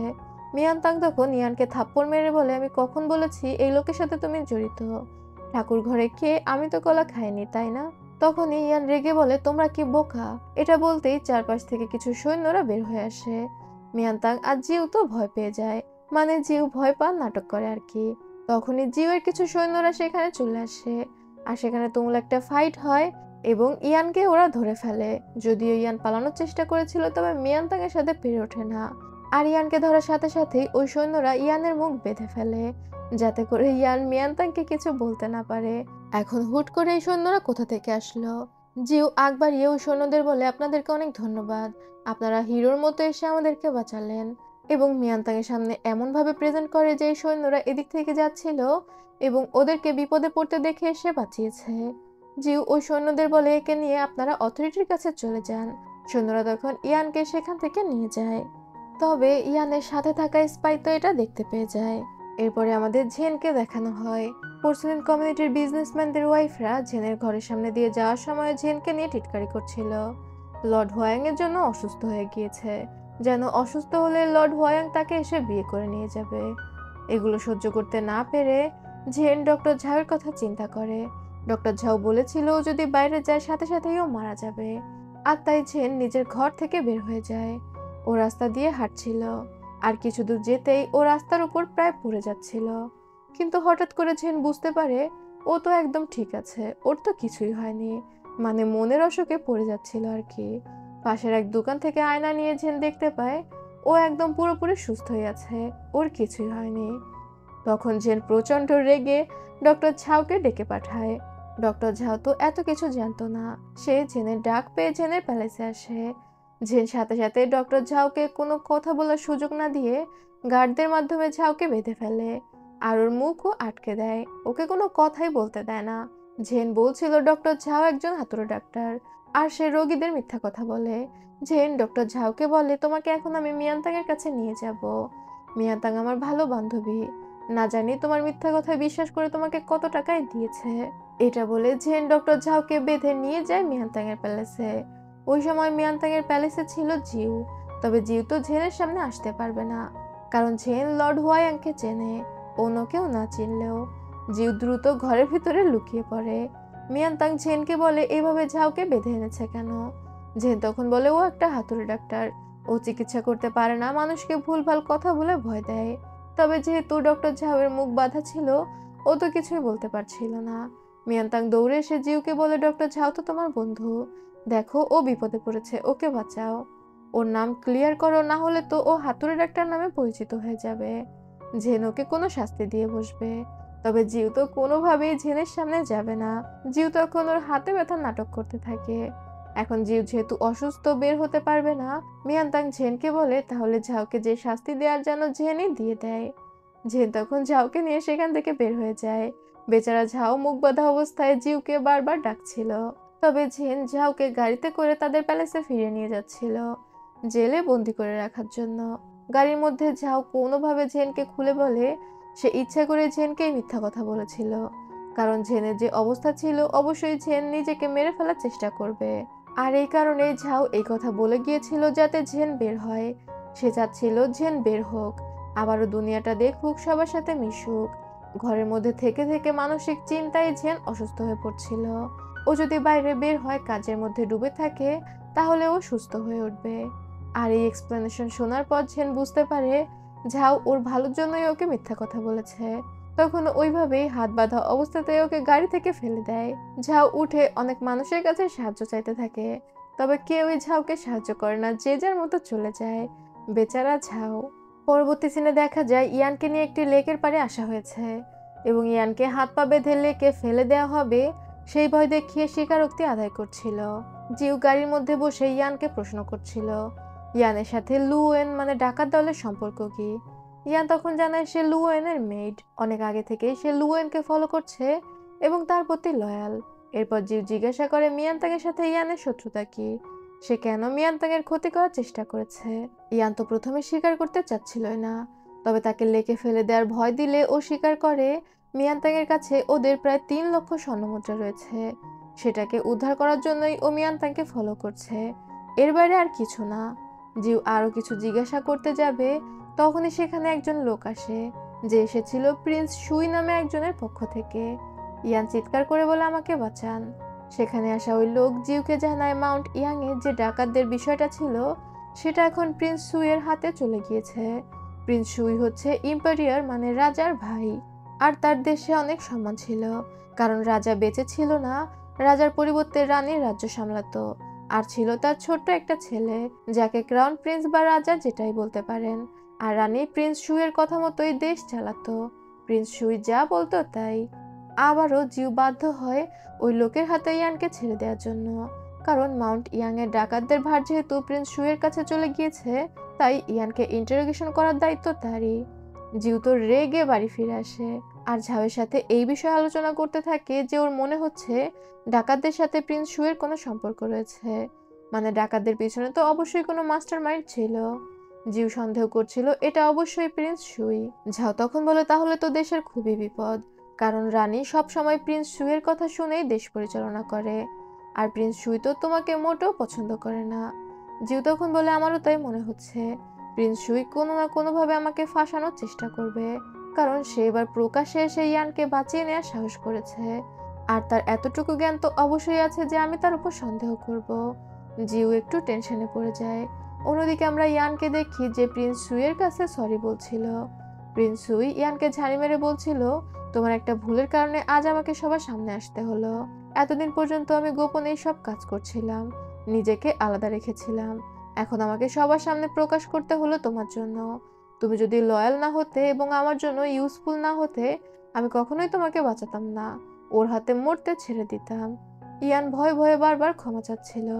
এরপর প্রিন্স সুই বলে যাই হোক, তোমার কি মনে হয় লর্ড হুয়ায়াং মিয়ানতাংকে পার্সোনালি চেনে? ইয়ান তখন বলে সে মিয়ানতাংয়ের সাথে শত্রুতা নিয়ে ওকে প্রশ্ন করেছে। এবার লর্ড সুই বলে তোমার কি মনে হয় লর্ড হুয়ায়াং এর এত সময় আছে যে সাধারণ একজন পোর্সেলিন শপের মহিলাকে নিয়ে কথা বলার? ইয়ান তখন অবাক হয়ে বলে তার মানে কি চুই জিউ লর্ড হুয়ায়াং? প্রিন্স সুই তখন মুচকি হাসে, মানে ওরা বুঝতে পেরে যায় যে লর্ড হুয়ায়াং জিউ সেজে মিয়ানতাংয়ের সাথে অভিনয় করে। পরবর্তী সিনে দেখা যায় কিছু নোবেল বিজনেসম্যানরা জিউয়ের সাথে মিটিংয়ে এসেছে, সেখানে উপস্থিত ছিল ঝেন। মিটিং যখন শেষ হয় সবাই চলে যাচ্ছিল, জিউ তখন ঝেনকে ডাক দেয় আর বলে আজ আপনার বাবা চিঠি লিখে পাঠিয়েছিল সে অসুস্থ, সে আসতে পারবে না, তাহলে আপনি কেন এসেছেন? ঝেন অপ্রস্তুত হয়ে যায়, ওর বাবার অসুস্থতার সুযোগ নিয়ে ও জিউকে দেখতে এসেছিল। জিউ এবার ঝেনকে বলে আপনি অনেক ভালো ফ্যামিলির মেয়ে, আমি জানি আমার জন্য আপনার অনেক বদনাম হয়েছে, তবে আশা করব আপনি দ্রুত নিজেকে সামলে নেবেন এবং অনেক ভালো একটা পরিবার পাবেন। জেন তখন অবাক হয়ে বলে আমি আপনাকে মনে প্রাণে ভালোবাসি, আমি ভালো ফ্যামিলির মেয়ে, বুদ্ধিমতী, দেখতে সুন্দর, তাহলে আপনি আমাকে কনকুবাইন হিসেবেও কেন নিতে পারবেন না?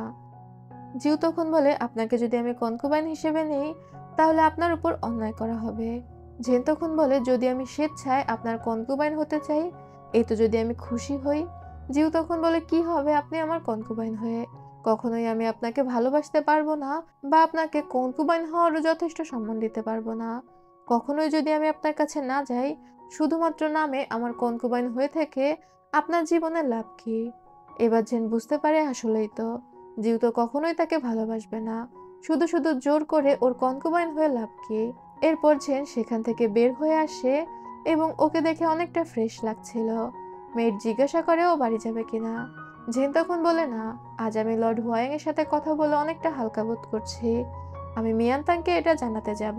এদিকে জিউ আসে মিয়ানতাং এর বাড়িতে, তবে জিউর অনেকটা মন খারাপ ছিল। জিউ এবার মিয়ানতাং এর কাছে এসে বলে, আমি তোমাকে অনেক গুরুত্বপূর্ণ একটা কথা বলতে এসেছি। মিয়ানতাং তখন বলে, তোমাকে দেখে কেমন হতাশ লাগছে। জিউ বলে, তার মাস্টার বলেছে তার মাস্টার যতটুকু খেলা জানতো সে তাকে শিখিয়ে দিয়েছে। তবে জিউয়ের এমন ট্যালেন্ট, ও ন্যাশনাল পর্যায়ের খেলোয়াড় হতে পারে, তাই ওকে শহরে যেতে হবে খেলা শেখার জন্য। মিয়ানতাং খুশি হয়ে বলে, এটা তো তাহলে ভালো, তুমি ন্যাশনাল পর্যায়ের দাবা খেলোয়াড় হতে পারবে। এটা তো তোমার জন্য বড় একটা সুযোগ। জিউ তখন বলে, এই জার্নিতে আমি তোমাকে সাথে নিতে পারবো না, আর আমার কয়েক মাস সময় লাগবে ফিরে আসতে। এটা শুনেই তো মিয়ানতাংয়ের মন খারাপ হয়ে যায়। তাও সে নিজেকে কন্ট্রোল করে জিউকে বলে, কোনো বিষয় না, বড় কিছু অর্জনের জন্য ছোট কিছু স্যাক্রিফাইস তো করতেই হবে। জিউ মিয়ানতাংয়ের দিকে চোখ তুলে তাকাতে পারছিল না, কোনোভাবে মাথা নিচু করে বলে, তোমার হাতের ক্ষতটা এখনো ঠিক হয়নি, হাতে অবশ্যই নিয়মিত ওষুধ লাগাবে। তুমি অনেক দিন তোমার দাদাকে দেখতে যাওনি, ন্যানি লিকে নিয়ে তোমার দাদার কাছ থেকে একটু ঘুরে এসো, সেখানে কিছুদিন সময় কাটিয়ে এসো, তাহলে তোমার ভালো লাগবে। জিউকে এখানে দেখে আমার খুবই কষ্ট লাগছিল। বেচারা লজ্জায় মিয়ানতাংয়ের চোখের দিকেও তাকাতে পারে না, কোনোভাবে মিয়ানতাংয়ের থেকে বিদায় নেয় আর ইমোশনাল হয়ে মিয়ানতাংকে জড়িয়ে ধরে। মিয়ানতাং তখন জিউকে বলে সে জিউকে অনেক মিস করবে, জিউ যেন খুব দ্রুত ফিরে আসে। জিউ মিয়ানতাংকে তার খেয়াল রাখতে বলে সেখান থেকে বের হয়ে যায়। তবে জিউ যখন বের হয়ে যাচ্ছিল, জিউকে মিয়ানতাংয়ের বাড়ি থেকে বের হয়ে দেখে নেয় ঝেন, আর ও তো রাগে ফুঁসতে থাকে।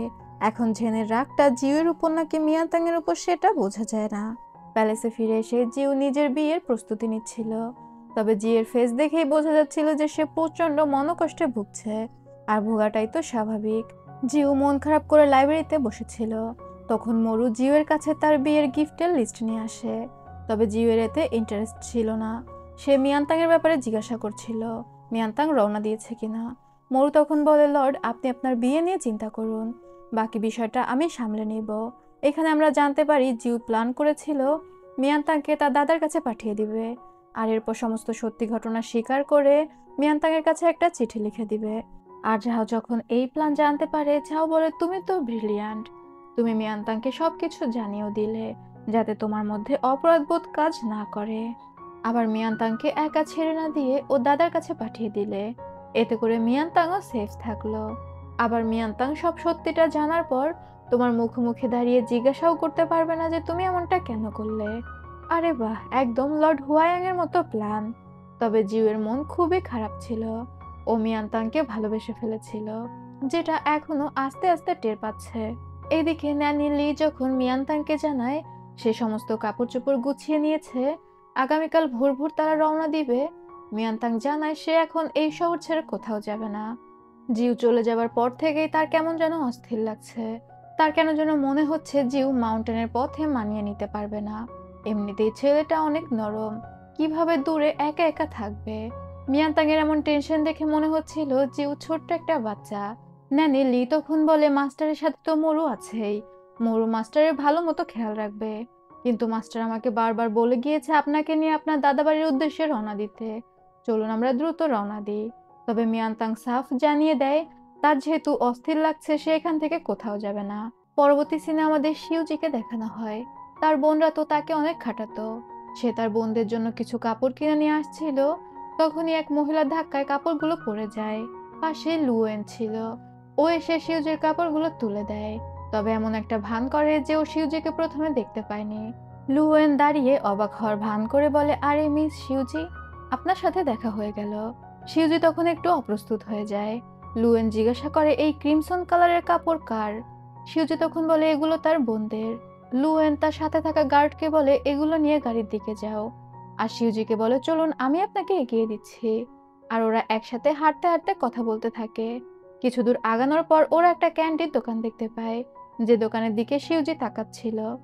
লুয়েন এটা খেয়াল করে শিউজিকে জিজ্ঞাসা করে, আপনি কি ক্যান্ডি খাবেন? শিউজি তখন বলে না, আমার মা বলেছে স্ট্রিট ফুড খাওয়া ঠিক না। এটা বলে শিউজি যখন এগিয়ে যাচ্ছিল, ওর জামার ভেতর থেকে একটা প্যাকেট পড়ে যায়। লুয়েন ওই প্যাকেটটা তুলে দেখতে পায় শিউজি অলরেডি কিছু ক্যান্ডি কিনে রেখে দিয়েছে। আর এটা দেখে ও মুচকি হাসে।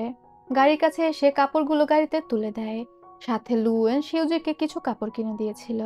শিউজি তো লজ্জা পাচ্ছিল, তবে লুয়েন বলে এই কাপড়গুলো আপনাকে ভালো মানাবে। আর এরপর সে ক্যান্ডির প্যাকেটটা দিয়ে বলে নিজের জিনিস সাবধানে রাখবেন, যেখানে সেখানে পড়ে না যায়। শিউজি তো খুবই লজ্জা পেয়ে যায়। এরই মধ্যে শিউজির বোন কোথা থেকে আসে, আর শিউজির উপর চিৎকার করে বলতে থাকে, তোমার সাহস কত বড়, তুমি অচেনা মানুষের সাথে কথা বলছো? যদি ওই ডাকাত দলের সর্দার এটা দেখে তোমার কি হবে তুমি জানো? শিউজি বলার চেষ্টা করছিল যে এটাই সে, কিন্তু ওর বোন তো নিজের মতো বলেই যাচ্ছিল। এরপর লুয়েন বলে, ডাকাত? কাকে ডাকাত বললেন? শিউজির বোন লুয়েনের দিকে তাকালে শিউজি বলে, ইনি মাউন্ট ইয়াং এর, মানে এটাই সেই ডাকাত দলের সর্দার যার সাথে শিউজির বিয়ে ঠিক হয়েছে। আর ডাকাত দলের সর্দারের সামনেই তাকে ডাকাত বলেছে, এটা বুঝতে পেরে শিউজির বোন টাসকি খেয়ে যায়। এদিকে প্যালেসে তো ধুমধাম করে বিয়ের প্রস্তুতি চলছে। বিংলানের প্যালেসে জিউয়ের পক্ষ থেকে গিফট চলে আসে। ওর মেইড বলছিল কাল থেকে আপনি প্রিন্সেস হয়ে যাবেন। এখন আর আপনাকে আমি মাই লেডি বলে ডাকতে পারবো না, প্রিন্সেস বলে ডাকতে হবে। বিংলান তো মহা খুশি। ও তো আর জিউকে ভালোবাসে না, ভালোবাসতো জিউয়ের পাওয়ার। অন্যদিকে জিউয়ের প্যালেসে রানীর তরফ থেকে একটি আদেশনামা এসেছিল। জিউ যখন সেই আদেশনামাটি গ্রহণ করে, জানতে পারে রানী জিউকে এই মুহূর্তে তার সমস্ত সৈন্যদের নিয়ে জিনজিয়া পাস নামে একটা জায়গাতে যেতে বলেছে। কারণ সেখানে স্থানীয় একটি দল রয়েছে যারা সবসময় জিনজিয়া পাসের উপর হামলা করে। ওইটা একটা বর্ডারের এলাকা আর কি। আর আপনারা যারা হিস্টোরিক্যাল ড্রামা দেখেন তারা তো জানেনই, একটা রাজ্যের সবচেয়ে দুর্বল জায়গা থাকে বর্ডার এরিয়া। একজন সৈন্য বলে ওঠে, যদি লর্ড এই আদেশ গ্রহণ না করে, তখন যে আদেশপত্রটি নিয়ে এসেছিল মানে রানীর ইউনুস, সে জানায় রানী বলে দিয়েছে লর্ড হুয়ায়াং যদি এই আদেশপত্র গ্রহণ না করে, তাহলে এই দায় তার সম্পূর্ণ পরিবারের উপর যাবে, মানে ওর পরিবার ধরে নিশ্চিহ্ন করে দেওয়া হবে। এখন তো আর জিওর কিছু করার নেই। ওই আদেশপত্রটা গ্রহণ করে, যেটা ছিল এক প্রকার অসম্ভব কাজ। 1 মাসের মধ্যেই জিউকে জিনজিয়া পাসে যেতে হবে, সেখানে একটা যুদ্ধ হবে। আর এখনো পর্যন্ত যতগুলো জেনারেল জিনজিয়া পাসে গিয়েছে কেউই ফিরে আসতে পারেনি। জিও সৈন্যরা রেগে বলছিল, আপনি তো বর্ডার এলাকার জেনারেল না, তাহলে আপনাকে কেন পাঠানো হচ্ছে? আসলে এটা ছিল প্রিন্স শুয়ের ষড়যন্ত্র। সে জিউকে মেরে ফেলতে চাচ্ছিল, কারণ সে রাজ্য লুটেপুটে খেতে চায়, আর যার একমাত্র বাধা হচ্ছে জিউ। এরপর আর কি, জিওর মাকে গিয়ে এই ঘটনা জানালে জিওর মা তো অস্থির হয়ে পড়ে। তবে সে এটাও জানে যে কোনোভাবেই জিউ এই আদেশনামা অস্বীকার করতে পারবে না, কারণ এটা করলে জিউয়ের পুরো পরিবার বিপদে পড়ে যাবে, আর জিউ তো এটা হতে দিবে না। জিউয়ের মা তখন বলে, আমি ভালো করেই জানি রানী তোমাকে কোথায় পাঠাচ্ছে। আমার এখনো সেই বুদ্ধি আর সেই বয়স আছে, আমি বুঝতে পারবো কোথায় কি হচ্ছে। তবে তুমি আমার একটা ইচ্ছা পূরণ করে যাও। জিউ তখন ওর মায়ের হাত ধরে বলে, বলো কি ইচ্ছা? জিউয়ের মা তখন বলে, যাওয়ার আগে কালকে বিংলানকে বিয়ে করে রেখে যাও। জিউ কিছু বলতে যাবে, এরই মধ্যে সেখানে অন্য একটি মহিলা আসে, যাকে জিউ আন্টি বলে ডাকছিল। ওই মহিলা এসে জানায় জিউ যে জিনজিয়া পাসের উদ্দেশ্যে রওনা দিবে। এটা শোনার পরে বিংলান অজ্ঞান হয়ে গিয়েছে, আর এখন সে প্রচুর অসুস্থ। তার মুখ দিয়ে র্যাশ বেরিয়েছে এবং এখনো পর্যন্ত জ্ঞান ফেরেনি। ডাক্তার বলেছে কখন জ্ঞান ফিরবে তার কোনো ঠিক নেই। জিউয়ের মা এটা শুনে বসে পড়ে। বিংলান যেহেতু অসুস্থ, এখন তো আর জিউ বিংলানকে বিয়ে করতে পারবে না। তবে জিউ ওর মাকে বলে এটা ইচ্ছা করেই তারা করেছে, কারণ জিউ যাচ্ছে জিনজিয়া পাসে। জিউ তো আর ফিরে আসবে না, এটাই সবাই ধরে নিচ্ছে। এই কারণেই বিংলান অসুস্থ হওয়ার নাটক করছে, যাতে ওর জিউকে বিয়ে করতে না হয়। তবে জিউয়ের মা এটা বিশ্বাস করতে চাচ্ছিল না। কিন্তু জিউ বলে, যা কিছুই হোক, তারা যেহেতু এটা শুরু করেছে, আমাদেরই শেষ করতে হবে। চলো এঙ্গেজমেন্টটা ক্যান্সেল করে দিই। এবার জিউয়ের মা আর কোনো কথা বলে না। পরবর্তী সিনে আমরা বিংলানকে দেখতে পাই যে একদমই সুস্থ ছিল, আর জিউ যেটা সন্দেহ করেছিল সেটাই। ওরা ইচ্ছা করেই অসুস্থতার নাটক করেছে, যাতে এখন বিংলানকে জিউকে বিয়ে করতে না হয়। বিংলানের মা বলছিল জিউয়ের আর ফিরে আসার কোনো চান্সই নেই, আর যুদ্ধে যাওয়ার আগে যদি ওর সাথে তোমার বিয়ে হয় তাহলে তো তুমি একদিনে বিধবা হয়ে যাবে। এরপর তুমি অন্য কাউকে বিয়ে করতে পারবে না। তোমার ভবিষ্যতের কি হবে? বিংলান তখন বলে, মা, আমিও তো এখন জিউকে বিয়ে করতে চাচ্ছি না। কিন্তু জিউ অনেক চালাক। ও যদি বুঝে যায় যে আমরা অসুস্থতার নাটক করে বিয়েটা পিছিয়েছি, তাহলে তো ও ফিরে এসেও বিয়ে করবে না। আর ও যদি সত্যি বিজয়ী হয়ে ফিরে আসে? বিংলানের মা তখন বলে, তোমাদের এঙ্গেজমেন্ট তো ঠিক হয়ে আছে। ও যদি ফিরে আসে বিজয়ী হয়ে, তখন বিয়ে করবে। বিংলান ওর মাকে বোঝায়, ও যদি একবার বিজয়ী হয়ে ফিরে আসে, তখন তো ও আর বিংলানকে বিয়ে নাও করতে পারে। তাই জিউ যাতে বিয়ে না করার কোনো সুযোগ না পায়, এই কারণে ওদের আরেকটু নাটক করতে হবে। ওর মাকে যেয়ে বলতে হবে বিংলান কিছুটা সুস্থ, আর ও জিনজিয়া পাসে যাওয়ার আগে জিউকে বিয়ে করতে চায়। কিন্তু পরদিন সকালেই ও আবারও অসুস্থ হওয়ার ভান করবে, যাতে করে জিউয়ের মা অন্তত এটা বোঝে যে বিংলান অপারগ। ও চেয়েছিল জিউকে বিয়ে করে রাখতে, কিন্তু ও শরীর খারাপ বলে করতে পারেনি। মানে হ্যাঁও করবে না, নাও করবে না, ঝুলিয়ে রাখবে। সুবিধাবাদী ফ্যামিলি। তবে ওদের এই প্ল্যান সাকসেস হতে দেয় না জিউ। সে একজন গার্ডের মাধ্যমে একটা চিঠি পাঠিয়ে দেয়, যেটা ছিল এঙ্গেজমেন্ট ক্যান্সেল করার চিঠি। এটা দেখেই তো বিংলান চিৎকার দিয়ে ওঠে। বিংলানের মা তখন বলে, আমার বোনের এত বুদ্ধি হবে না যে ও আমাদের চালাকি ধরতে পারবে। নিশ্চয়ই এটা জিউয়ের কাজ। বিংলান তখন বলে, এখন কি করব? বিংলানের মা বলে, কাল সকালে যখন জিউ ঘোড়া নিয়ে বের হবে জিনজিয়া পাসে যাওয়ার উদ্দেশ্যে, তুমি ওর ঘোড়ার সামনে পড়ে থাকবে, মানে ঘোড়ার সামনে শুয়ে যাবে। দরকার হলে তোমার লাশের উপর দিয়ে ওর যেতে হবে। পাবলিকের সবার সামনে তুমি এমন একটা সিন ক্রিয়েট করবে, যাতে করে জিউ যদি বিজয়ী হয়ে ফিরে আসে, ও তোমাকেই বিয়ে করবে এমন কথা দিয়ে যায়। পরবর্তী সিনে আমাদের মিয়ানতাংকে দেখানো হয়। ন্যানি আবারও মিয়ানতাংকে বলে, চলুন আমরা রওনা দেই। তবে মিয়ানতাং নাছোড়বান্দা, সে এখন যাবে না। দেশের এখন খুবই বাজে অবস্থা। এলাকার সবাই জানতে পেরে গিয়েছিল যে লর্ড হুয়াইয়াং যুদ্ধে যাচ্ছে, আর যুদ্ধে যাওয়ার জন্য ওর অনেক সেনাবাহিনী প্রয়োজন। এই কারণে ইয়াং ছেলেপেলেদের ও নিয়ে যাচ্ছিল সাথে করে। মিয়ানতাং টেনশন করছিল জিউকে নিয়ে। জিউও যদি ওইসব ইয়াং ছেলেদের সাথে যুদ্ধে চলে যায়, তাহলে জিউ তো অনেক বিপদে পড়ে যাবে, কারণ জিউয়ের তো তেমন মার্শাল আর্ট স্কিল নেই।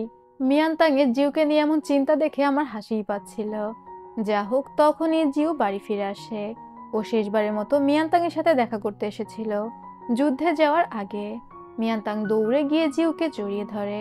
জিউ তখন মিয়ানতাংকে বলে, আমি তোমাকে অনেক মিস করছিলাম, এই কারণে তোমার সাথে দেখা করার জন্য চলে এসেছি। মিয়ানতাং তখন বলে, আমি তো অনেক টেনশনে পড়ে গিয়েছিলাম, কারণ আমি শুনেছি লর্ড হুয়াইয়াং যাওয়ার পথে ইয়াং ছেলেদেরকে নিয়ে যাচ্ছে সেনাবাহিনীর জন্য। আর জিউয়ের তো প্রচন্ড মন খারাপ ছিল, ও বেশি কথা বাড়াচ্ছিল না। ও মিয়ানতাংকে বলে, তোমার হাতে সেই স্পেশাল কাঁকড়ার রেসিপিটি তৈরি করবে, আজ আমি খেতে চাই। মিয়ানতাং তখন খুশি হয়ে দৌড়ে চলে যায় ওই রান্নাটা করার জন্য। রাতের বেলা ওরা যখন একসাথে খেতে বসেছে, জিউ বরাবরের মতোই মুমূর্ষু অবস্থায় মিয়ানতাংকে বলছিল, ওই রাস্তাটা দেখেছো? লর্ড হুয়াইয়াং যখন বিজয়ী হয়ে ফিরে আসবে, তখন ওই রাস্তা দিয়ে আসবে। মিয়ানতাং তখন বলে, যদি বিজয়ী হতে না পারে? জিউ তখন বলে, যদি সে যুদ্ধক্ষেত্রে মারা যায়, তাহলে তার মৃতদেহ ওই রাস্তা দিয়ে ফিরে আসবে। তবে পার্থক্য হচ্ছে তার বডি আরো সম্মান দিয়ে নিয়ে আসা হবে। মিয়ানতাং তখন বলে, অত কিছু ভেবে আমার কাজ নেই। ভালোই হয়েছে তুমি অনেক সাধারণ একজন মানুষ। আমরা সাধারণ মানুষেরা অন্তত ভালোবাসার মানুষের সাথে সারা জীবন নির্বিঘ্নে বসবাস করতে পারি, যেটা রয়্যাল ফ্যামিলির মানুষেরা পারে না। এটা শুনে জিউ আবারও উদাস হয়ে যায়। মিয়ানতাং ইমোশনাল হয়ে জিউকে বলে, আমি খুব ভয় পেয়েছিলাম। আমার কেন যেন মনে হচ্ছিল যে তুমি আমার থেকে অনেক দূরে চলে গিয়েছো। আমি হয়তো আর কখনোই তোমাকে দেখতে পাবো না। জিউ উদাস হয়ে মিয়ানতাং এর কথা শুনছিল, আর তারপরও মুচকি হেসে বলে ওঠে, আজকের রাতটা খুবই সুন্দর। পরবর্তী সিনে দেখা যায় মিয়ানতাং জিউকে সাদা একটা কাপড় এনে দেয়। এটা ছিল একটা সিল্কের কাপড়, আর সেটাকে মিয়ানতাং বাধাই করে এনেছিল ওদের ম্যারেজ সার্টিফিকেট লেখার জন্য। জিউ তখন বলে, এসবের আর কি দরকার? মিয়ানতাং বলে, আমি অলরেডি একটা ড্রাফট করে রেখেছি, তুমি এটা দেখে দেখে তুলে দাও, তোমার হাতের লেখা বেশি সুন্দর। জিউ তখন ইমোশনাল হয়ে মিয়ানতাংকে জড়িয়ে ধরে। আর জিউর প্রত্যেকটা কাজে, প্রত্যেকটা এক্সপ্রেশনে বোঝা যাচ্ছিল ও মিয়ানতাংকে কতটা ভালোবেসে ফেলেছে। আর এরপর মিয়ানতাংকে বুকের মধ্যে নিয়ে জিউ ওদের ম্যারেজ সার্টিফিকেট লিখতে শুরু করে। মিয়ানতাং পড়ে পড়ে বলছিল আর জিউ লিখছিল। বলতে বলতে মিয়ানতাং ঘুমিয়ে পড়ে। জিউ তখন মিয়ানতাংকে বিছানায় শুইয়ে দেয় এবং মিয়ানতাংয়ের কপালে একটা চুমু খায়, আর তারপর ঘর থেকে বের হয়ে যায়। পরদিন সকালে যখন মিয়ানতাংয়ের ঘুম ভাঙে, ও ওদের রেজিস্ট্রেশনের সেই পেপারটা টেবিলের উপর দেখতে পায়। মিয়ানতাং খুশি হয়ে দৌড়ে গিয়ে ওই পেপারটা ধরে। দেখতে পায় ওটা তো আসলে ডিভোর্স পেপার ছিল। জিউ রাতে কাবিননামা না বরং ডিভোর্স পেপার লিখে গিয়েছিল। সে লিখেছিল, মিয়ানতাং, লর্ড হুয়ায়াংকে দেখে আমার নিজের মধ্যে অন্যরকম শক্তি অনুভব করেছি। লর্ড হুয়ায়াং এর দেশপ্রেম আমাকে নাড়া দিয়েছে, তাই আমি লর্ড হুয়ায়াংকে ফলো করে দেশের জন্য যুদ্ধ করতে রওনা দিলাম। আমি জানি না আমি এখান থেকে ফিরতে পারবো কিনা, তাই আমি তোমাকে মুক্ত করে দিয়ে গেলাম। তুমি এই বিবাহ বন্ধন থেকে মুক্ত এবং চাইলে নতুন কাউকে বিয়ে করতে পারো। আমি আমার স্থাবর অস্থাবর সমস্ত সম্পত্তি, টাকা পয়সা সবকিছু তোমার কাছে রেখে গেলাম, যাতে করে তুমি ভালোভাবে নিজের জীবন কাটাতে পারো। আর এই চিঠি পড়তে পড়তে মিয়ানতাং পুরো স্তব্ধ হয়ে যায়। আর জিউ অলরেডি রওনা দিয়ে দিয়েছিল জিনজিয়া পাসের উদ্দেশ্যে। এদিকে বিংলান তৈরি হচ্ছিল জিউয়ের ঘোড়ার সামনে গিয়ে পড়ে যাওয়ার জন্য। ও নিজের চেহারা অসুস্থ দেখানোর জন্য মেকআপ করে। ওর মাকে জিজ্ঞাসা করছিল, আমাকে কি দেখতে অসুস্থ লাগছে? ওর মা তখন বলে, তুমি একটু আস্তে আস্তে যেও, যেন এমন মনে হয় যে তুমি বিছানা ছেড়েই উঠতে পারছো না। তখনই বাইরে থেকে ঘন্টার আওয়াজ শোনা যায়, মানে জিউ এখন বের হবে। বিংলান তখন দ্রুত উঠে নিচে যায়। তবে কিছু গার্ড বের হয় এবং জানায় ভোর হওয়ার আগেই লর্ড হুয়ায়াং রওনা দিয়ে দিয়েছে। তাই যারা এখানে লর্ড হুয়ায়াংকে বিদায় দেওয়ার জন্য ভিড় করেছিল তারা যেন চলে যায়। বিংলানের বাবা তখন উপর থেকে ইশারা করে ওকে উপরে আসতে বলে। এদিকে মিয়ানতাং এর তো প্রচন্ড মেজাজ খারাপ। ন্যানি লি মিয়ানতাংকে বোঝাচ্ছিল যে মাস্টার এখনো আপনাকে নিয়ে কেয়ার করে, কিন্তু তার মধ্যে হয়তো হঠাৎ করে কোনো পরিবর্তন এসেছে। তার মধ্যে দেশপ্রেম জেগে উঠেছে। মিয়ানতাং তখন মোরুকে বলে, তুমি আমার জন্য বাজার থেকে কিছু জিনিসপত্র নিয়ে এসো, আমি বের হব। ওরা মনে করে মিয়ানতাং হয়তো ওর দাদার উদ্দেশ্যে রওনা দিবে। মনে মনে তো খুশি হয়ে যায়। মোরু তখন বাজারের উদ্দেশ্যে চলে যায় ওই জিনিসগুলো আনার জন্য। এরপর আমাদের ঝেনকে দেখানো হয়। ওর মেইডকে বলছিল যে মিয়ানতাং আমার ভালো বান্ধবী, আমার ডিরেক্ট মিয়ানতাং এর সাথে এই বিষয়ে কথা বলতে হবে, মানে জিউ যে মিয়ানতাং এর বাড়ি থেকে বের হয়েছে এই বিষয়ে। সে চায় না ওদের মধ্যে কোনো ভুল বুঝাবুঝি তৈরি হোক। তবে ও মিয়ানতাং এর বাড়িতে এসে দেখতে পায় গেট খোলা, ভিতরে কেউই নেই। একটু পরে মরু সেখানে আসলে ঝেন জিজ্ঞাসা করে মিয়ানতাং কোথায়। মরু তখন বলে, কেন ম্যাডাম ভেতরে নেই? ও দৌড়ে যায়, ঘর চেক করে, দেখতে পায় মিয়ানতাং ঘরে নেই। মিয়ানতাং আগেই বের হয়ে গিয়েছে। মরু তখন দ্রুত ঘোড়া ছুটিয়ে যায় জিউয়ের কাছে। জিউকে জানায় যে মিয়ানতাং তার দাদার উদ্দেশ্যে বের হয়ে গিয়েছে। জিউ মরুকে জিজ্ঞাসা করে, মিয়ানতাং যাওয়ার আগে কি অনেক কান্নাকাটি করেছে? আমার নাম ধরে কি গালাগালি করেছে, অভিশাপ দিয়েছে? মোর তখন বলে, না ম্যাম তো কিছুই করেনি। জিউ অবাক হয়ে বলে, একটু কান্নাও করেনি? মোর বলে, না, সে সমস্ত টাকা পয়সা নিয়ে চলে গিয়েছে।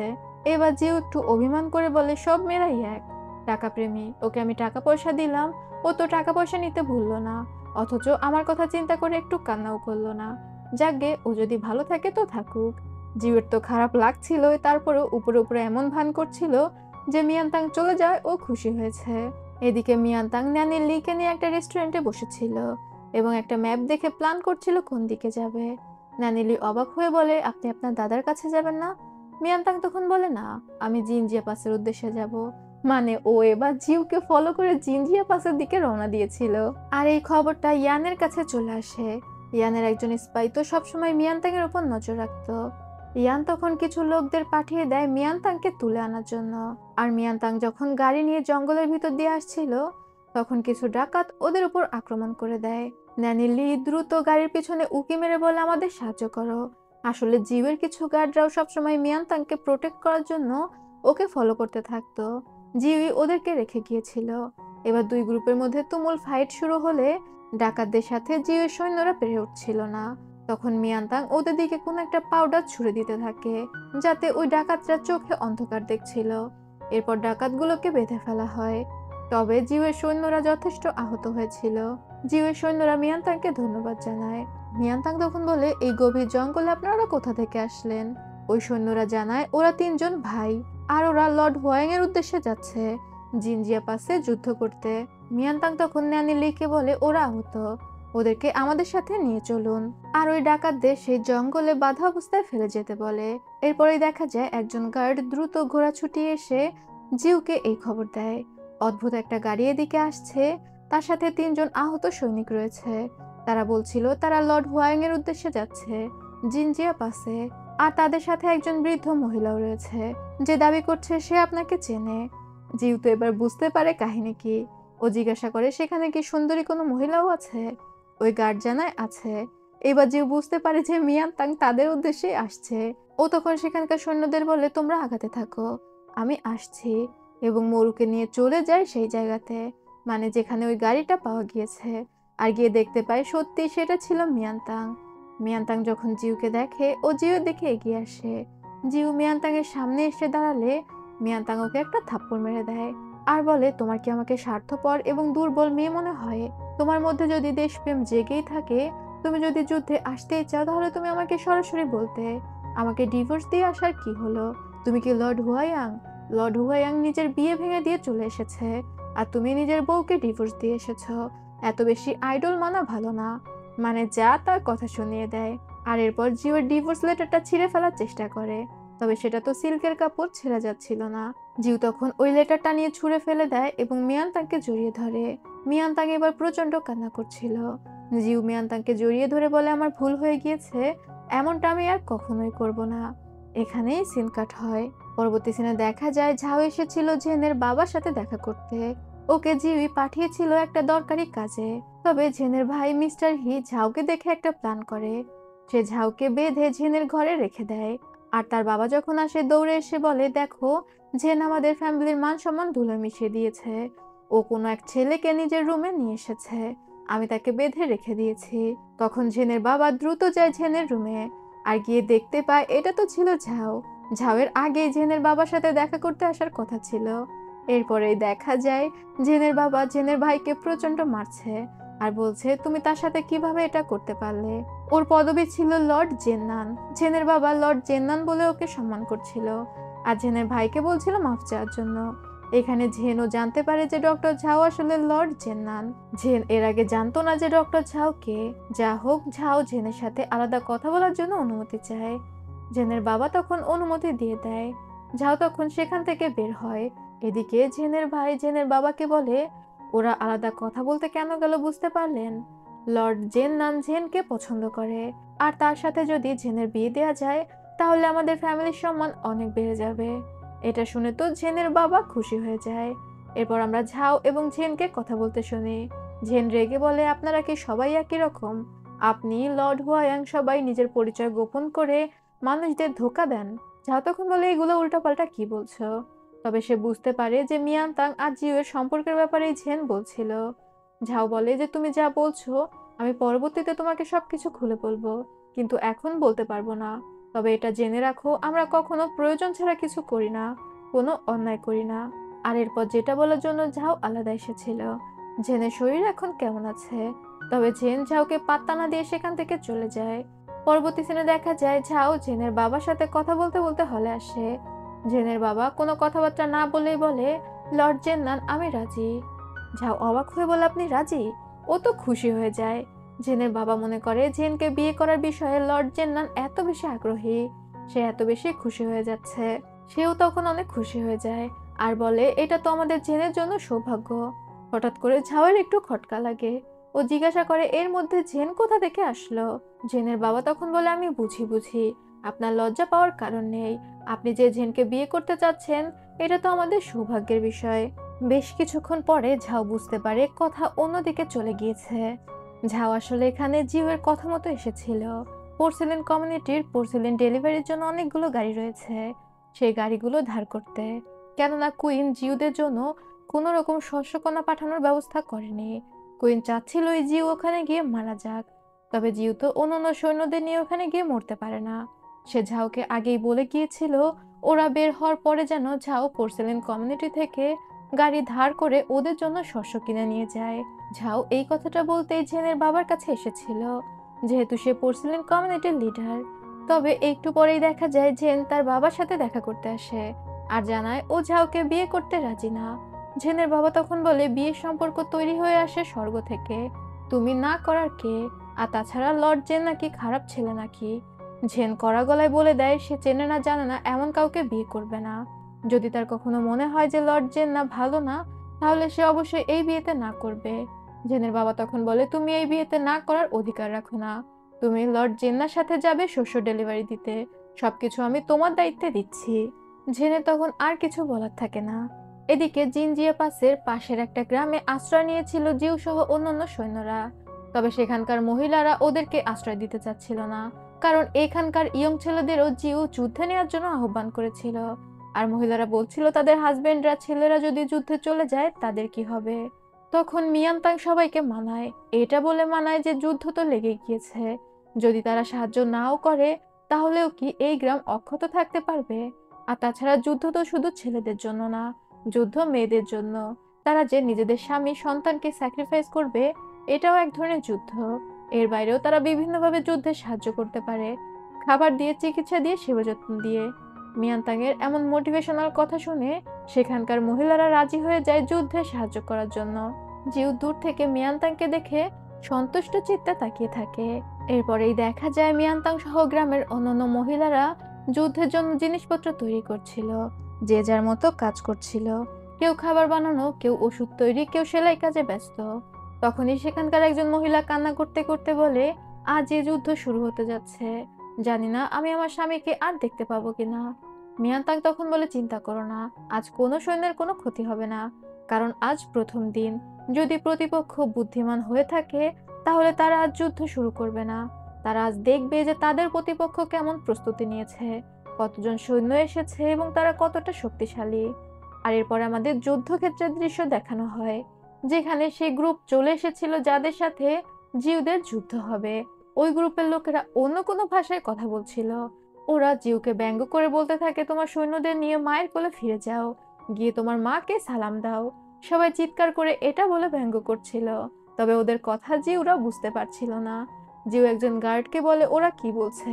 সেই গার্ড হয়তো এদের ভাষা কিছুটা বুঝতো, আর সে অল্পবিদ্যা ভয়ঙ্কর এই বাক্য প্রমাণ করে দিয়ে জিউকে বলে, ওরা আমাদের মাকে সম্মান জানাতে বলছে, মাকে সালাম করতে বলছে। এটা শুনে জিউ বলে, ওরা যেহেতু আমাদের মাকে সম্মান জানাতে বলছে, আমাদেরও উচিত ওদের মাকে সম্মান জানানো। আর ওরাও সব সৈন্যরা চিৎকার করে বলতে থাকে, তোমার মাকে গিয়ে আমাদের সালাম দিও, তোমার মাকে গিয়ে আমাদের সালাম দিও। বিষয়টা খুবই হাস্যকর ছিল। আর এরপর মিয়ানতাং এর ধারণাকে সত্য প্রমাণ করে অন্য যে গ্রুপটা ছিল সেই গ্রুপের লিডারের নাম গুশান। গুশান ফিরে যায় যুদ্ধ না করেই। এদিকে ঝাও আর জেন তো গাড়ি নিয়ে বের হয়ে পড়েছিল। তারা ঘন জঙ্গলের মধ্যে দিয়ে আসছিল। জেন কিছুটা ভয় পাচ্ছিল, তখন ঝাও বলে, চিন্তা করো না, আমি তোমাকে প্রোটেক্ট করব। এরপর ওরা জঙ্গলের মধ্যে একটা তাঁবু গেড়ে বিশ্রাম নেওয়ার সিদ্ধান্ত নেয়। ঝাও সেখানে সমস্ত সৈন্যদের চেক করছিল, সবাই সুস্থ আছে কিনা। দূর থেকে জেন এই বিষয়টা দেখে একটু আশ্বস্ত হয়, মানে ওর ভালো লাগছিল। এরপর ঝাও জেনকে ডেকে বলে, আমি আপনার জন্য আগুন জ্বালিয়েছি, এসে এখানে হাতে সেকা নিন, না হলে আপনার ঠান্ডা লেগে যাবে, তখন আবার আমার আপনাকে ইঞ্জেকশন দিতে হবে। অ্যান্সিয়েন্ট ভাষায় বলছিল আকুপাঞ্চার করতে হবে। ভয়ে জেন দ্রুত আসে আগুনে হাত সেকতে। এবার ঝাও বিভিন্নভাবে জেনকে হাসানোর চেষ্টা করছিল। জেন তখন একটা লাঠি উঁচু করে বলে, আর যদি একটা কথাও বলেছ। তখনই ঝাও চিৎকার করে বলে ওঠে, তুমি এই হাড্ডিটা কোথায় পেলে। জেন তো ভয়ে ওই লাঠিটা ফেলে দিয়ে চিৎকার করতে থাকে। তখনই ঝাও অনেক হাসতে থাকে। এটা দেখে জেন রেগে সেখান থেকে উঠে যায়। একটু পরে ঝাও জেনের জন্য ওয়াইন নিয়ে আসে আর বলে, বাইরে প্রচুর ঠান্ডা, আমি আপনার জন্য ওয়াইন গরম করে এনেছি। প্রথমে তো জেন ওয়াইন খেতে চাচ্ছিল না। ঝাও নিজে হাতে জেনের জন্য ওয়াইন ঢেলে দেয়। পরে জেন বিশ্বাস করে খেয়ে নেয়, কিন্তু খাওয়ার পরেই জেনের মাথা ঘুরতে থাকে। ও তখন মনে করে ঝাও হয়তো ওর সাথে উল্টাপাল্টা কিছু করবে বলে ওর ওয়াইনে কিছু মিশিয়ে দিয়েছে। ও বলতে থাকে, ঝাও তুমি যদি আমাকে টাচ করেছো আমি তোমাকে মেরে ফেলবো। এটা বলতে বলতে জেন অজ্ঞান হয়ে যায়। আর এরপর জেনের যখন জ্ঞান ফেরে, দেখতে পায় ও একটা গাড়ির মধ্যে রয়েছে। গারোয়ানকে ডেকে জিজ্ঞাসা করে ও কোথায় যাচ্ছে। গারোয়ান তখন জানায় যে ডক্টর ঝাও ওকে লিংকুয়ানে ফেরত পাঠিয়ে দিয়েছে। ডক্টর ঝাও তো জানতোই যে জিনজিয়া পাসে অনেক বিপদ রয়েছে, জেন যাতে কোনো বিপদে না পড়ে এই কারণেই ওকে ফেরত পাঠিয়ে দিল। জেন সেখানে একটা কাগজ খুঁজে পায় যেখানে একটা ভেংচি কাটার ইমোজি আঁকা ছিল। আর এটা দেখে জেন মুচকি হাসে। ওর আস্তে আস্তে ঝাউকে ভালো লাগতে শুরু করেছিল। এদিকে মিয়ানতাং ঘর থেকে বের হয়ে দেখতে পায় ওদের বাড়ির সামনে প্রচুর চিৎকার চেঁচামেচি হচ্ছে, কারণ লিনসি নামে একজন প্রেগনেন্ট মহিলা এসে দাবি করছিল সামনের যে বাড়িটি ওই বাড়িটি তার কাছে দলিলও ছিল। তবে ওই বাড়িতে বর্তমানে যে ছিল সেই মহিলা এসে লিনসিকে ধাক্কা মেরে ফেলে দেয়। লিনসি যেহেতু প্রেগনেন্ট তাল সামলাতে না পেরেও পড়ে যায়। মিয়ানতাং দৌড়ে এসে লিনসিকে ধরে। পড়ে যাওয়ার কারণে লিনসি অনেকটা আহত হয়। মিয়ানতাং তখন নানি লিকে বলে, ওকে ধরে আমাদের সাথে নিয়ে চলো। লিনসির সাথে লিনসির একজন মেইডও ছিল। এরপর ঘরে এসে মিয়ানতাং লিনসিকে একটা ওষুধ দেয় আর জিজ্ঞাসা করে, তোমার বাচ্চার বাবা কোথায়, তুমি এখানে কিভাবে আসলে। তখন সে লিনশির থেকে জানতে পারে ওই ঘরের যে মহিলা, সেই মহিলার হাজবেন্ডের সাথে লিনশির রিলেশনের সম্পর্ক ছিল। লিনশি প্রেগনেন্ট হবার পর ওই লোক পালিয়ে চলে আসে, আর ওই লোকের খোঁজে সে এখানে জানতে পারে যে লোকটি আগে থেকেই বিবাহিত। এর বাইরে লিনশির অন্য কোনো আত্মীয় স্বজনও নেই যে সে সেখানে থাকতে পারে। মানে লিনশি প্রচন্ড অসহায় হয়ে পড়েছিল। এটা শুনে মিয়ানতাংয়ের তো অনেক খারাপ লাগে, আর ও লিনশিকে বলে ওর সাথেই থেকে যাওয়ার জন্য। এরপরেই দেখা যায় ফাইনাল যুদ্ধে যাওয়ার আগে জিউ নিজের মধ্যে সমস্ত শক্তি সঞ্চয় করে মিয়ানতাংয়ের সাথে দেখা করতে আসে। ও সিদ্ধান্ত নিয়েছিল আজ যে করে হোক মিয়ানতাংকেও সবটা বলে দিবে, কারণ ও যদি যুদ্ধে মারা যায় তাহলে তো মিয়ানতাংকে সবকিছু বলা হবে না। মিয়ানতাং সারা জীবন একটা ভুল কথা জেনে আসবে। তবে জিউ যখন কেবলই বলতে যাবে যে আমি লর্ড হুয়াইয়াং, তখনই ঝাও সেখানে চলে আসে। মানে ঝাও শস্য নিয়ে পৌঁছে গিয়েছিল, আর ও এসে তো জিউয়ের সাথে মজা করতে শুরু করে। জিউ তখন বলে আমি জানি তুমি এখানে ড্রিঙ্ক করতে এসেছো। মিয়ানতাংকে বলে তোমার কাছে কোনো ড্রিঙ্ক থাকলে নিয়ে এসো। মিয়ানতাং তখন বলে এখানে আমরা ড্রিঙ্ক কোথায় পাবো, তবে আমাদের পাশের বাসার যে মহিলা ওনার হাজবেন্ড হচ্ছে শেফ, ওনাদের বাসায় থাকতে পারে। এরপর মিয়ানতাং চলে যায় ড্রিঙ্ক আনার জন্য। ঝাও আর জিউ বসে গল্প করতে থাকে।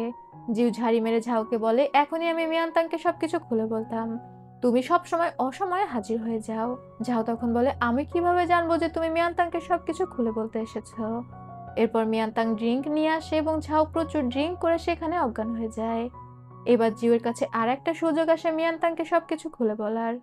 তবে মিয়ানতাংকে কিছু বলার আগে মিয়ানতাংই উল্টে বলে সে লিনশি নামে একটা মেয়ের সাথে পরিচিত হয়েছে যে প্রেগনেন্ট। লিনশির প্রেমিক লিনশিকে ঠকিয়েছে, যেমনটা লর্ড হুয়াইয়াং বিংলানকে ঠকিয়েছে। যুদ্ধে আসার জন্য সে এঙ্গেজমেন্ট ভেঙে দিয়েছে, তবে ভালোবাসলে কখনোই এমনটা করতে পারতো না।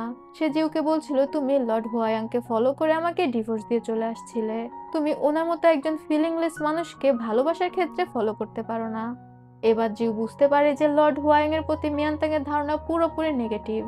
ও লর্ড হুয়াইয়াংকে একটা প্লে বয় খারাপ মানুষ হিসেবেই জানে, তাই ও সিদ্ধান্ত চেঞ্জ করে আর বলে ও লর্ড হুয়াইয়াং এর পার্সোনাল গার্ড, যেটাকে পেট্রোল গার্ড বলা হচ্ছিল।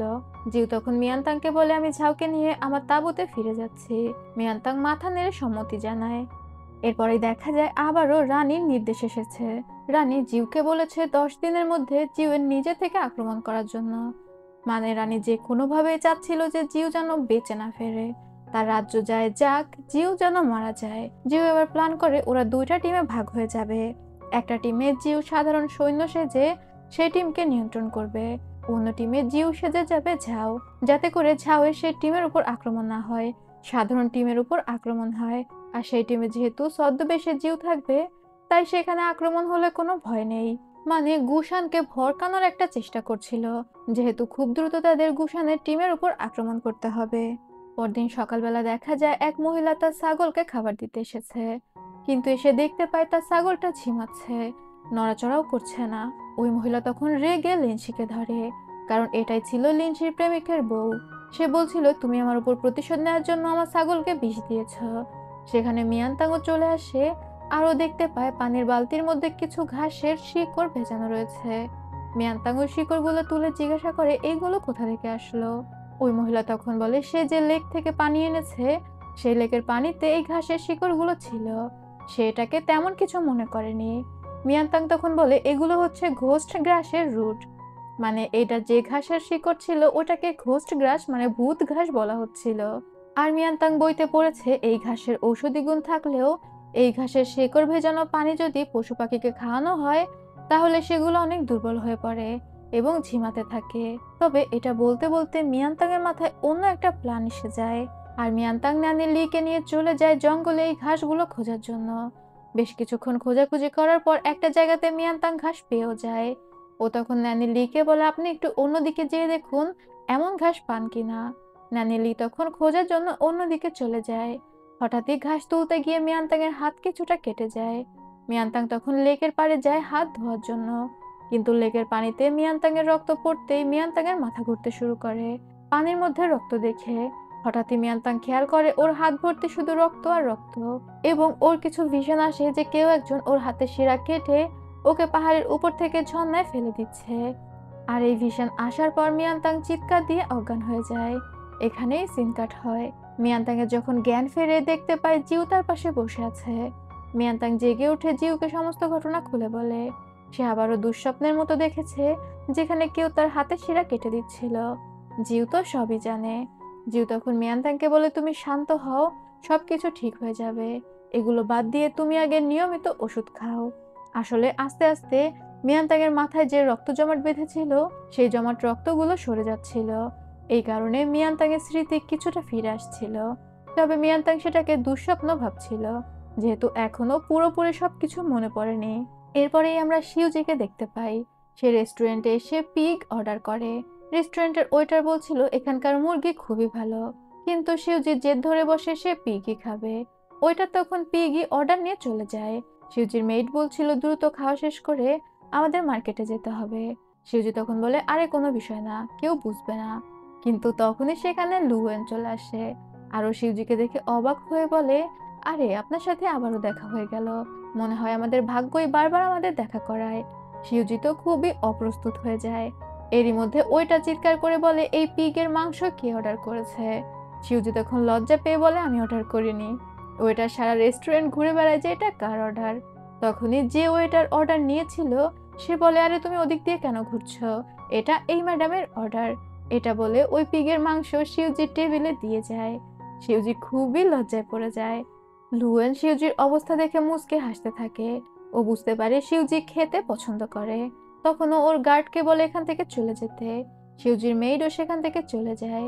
লুয়েন আর শিউজি একসাথে বসে খেতে।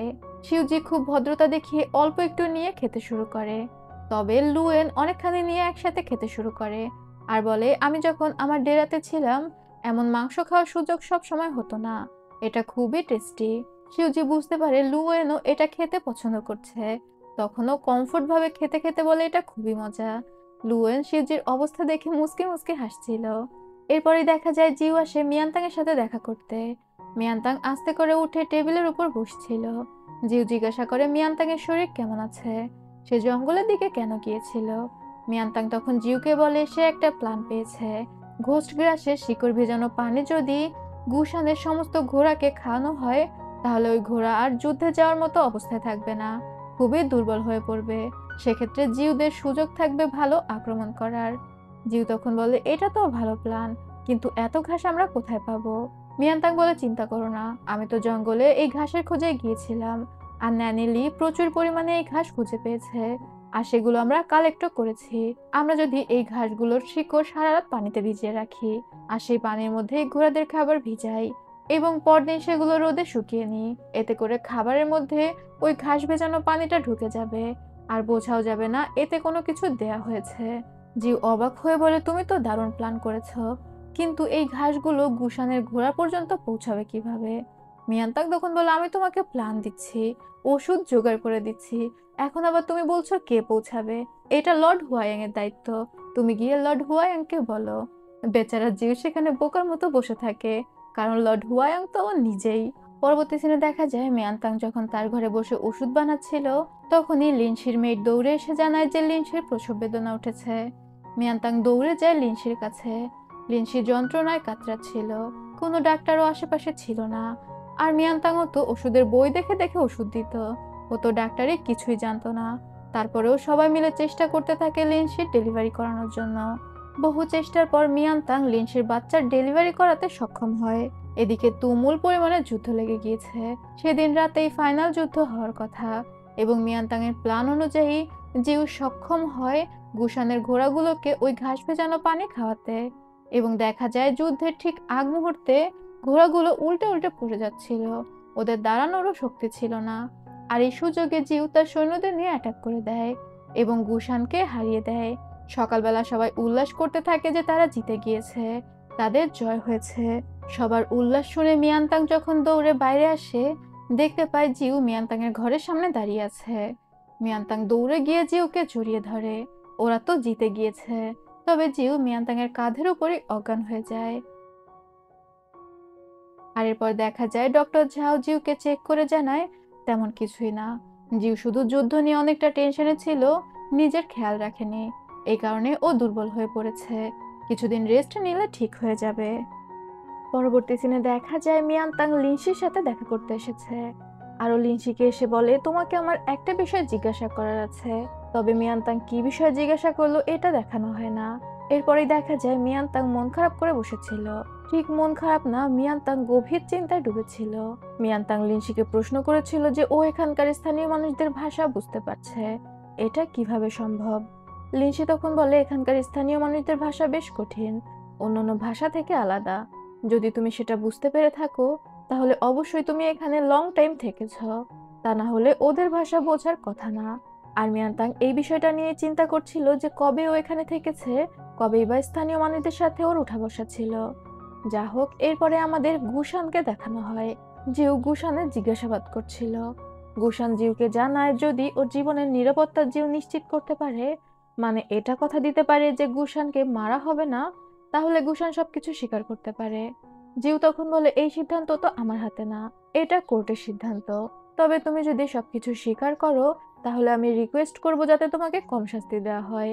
গুশান তখন সবকিছু স্বীকার করে নেয়। গুশানকে আসলে এখানে যুদ্ধ করতে পাঠানো হয়েছিল, ও নিজে থেকে জিনজিয়া পাসের উপর আক্রমণ করেনি। আর উদ্দেশ্যই ছিল জিউকে মেরে ফেলা। গুশানের পালিত বাবা ছিল সাবেক ওল্ফ লর্ড। ও নিজেই ওর পালিত বাবাকে মেরে ফেলে এবং তার সিংহাসন দখল করে নেয়। আর এরপর জি ঝাও নামে একটা এলাকার গভর্নরের সাথে মিলে লোহা পাচারের ব্যবসা শুরু করে, যার সাথে ঝেনঝৌ শহর মানে লর্ড হুয়ায়াং এর যে শহর, সেই শহরের অফিসাররা জড়িত আছে। সবকিছু শোনার পর জিউ সিদ্ধান্ত নেয় ও ঝিঝৌ শহরের ওই গভর্নরের কাছে যাবে, কারণ ছোট্ট একটা শহরের গভর্নরের এত সাহস হবে না যে সে লোহা পাচারের ব্যবসা করবে। কারণ ঝেনঝৌ শহরের লোহা এবং লবণের জন্য বিখ্যাত, এখান থেকে মাসে লাখ লাখ টাকা আসে। আর এই লোহা ব্ল্যাক মার্কেটে পাচার হচ্ছে, তাও প্রচুর পরিমাণে। কেনই বা পাচার হচ্ছে? জিউ বুঝতে পেরে যায় এই লোহাগুলো দিয়ে অস্ত্র তৈরি করা হচ্ছে। তার মানে ভিতরে ভিতরে কেউ একজন আছে যে নিজের সেনাবাহিনী এবং অস্ত্র গোছাচ্ছে ঝেনঝৌয়ের উপর আক্রমণ করার জন্য। ঝাও তখন বলে তোমার এত কিছু দিয়ে লাভ কি, রানী তো তোমাকে পছন্দ করে না, সে নিজেই চায় তোমাকে মেরে ফেলতে। রানীর নিজের প্ল্যান ছিল এভাবে তোমাকে বিপদের মুখে ঠেলে দেয়া, আর তুমি তার রাজ্য বাঁচানোর জন্য নিজের জীবন কেন বিপন্ন করবে?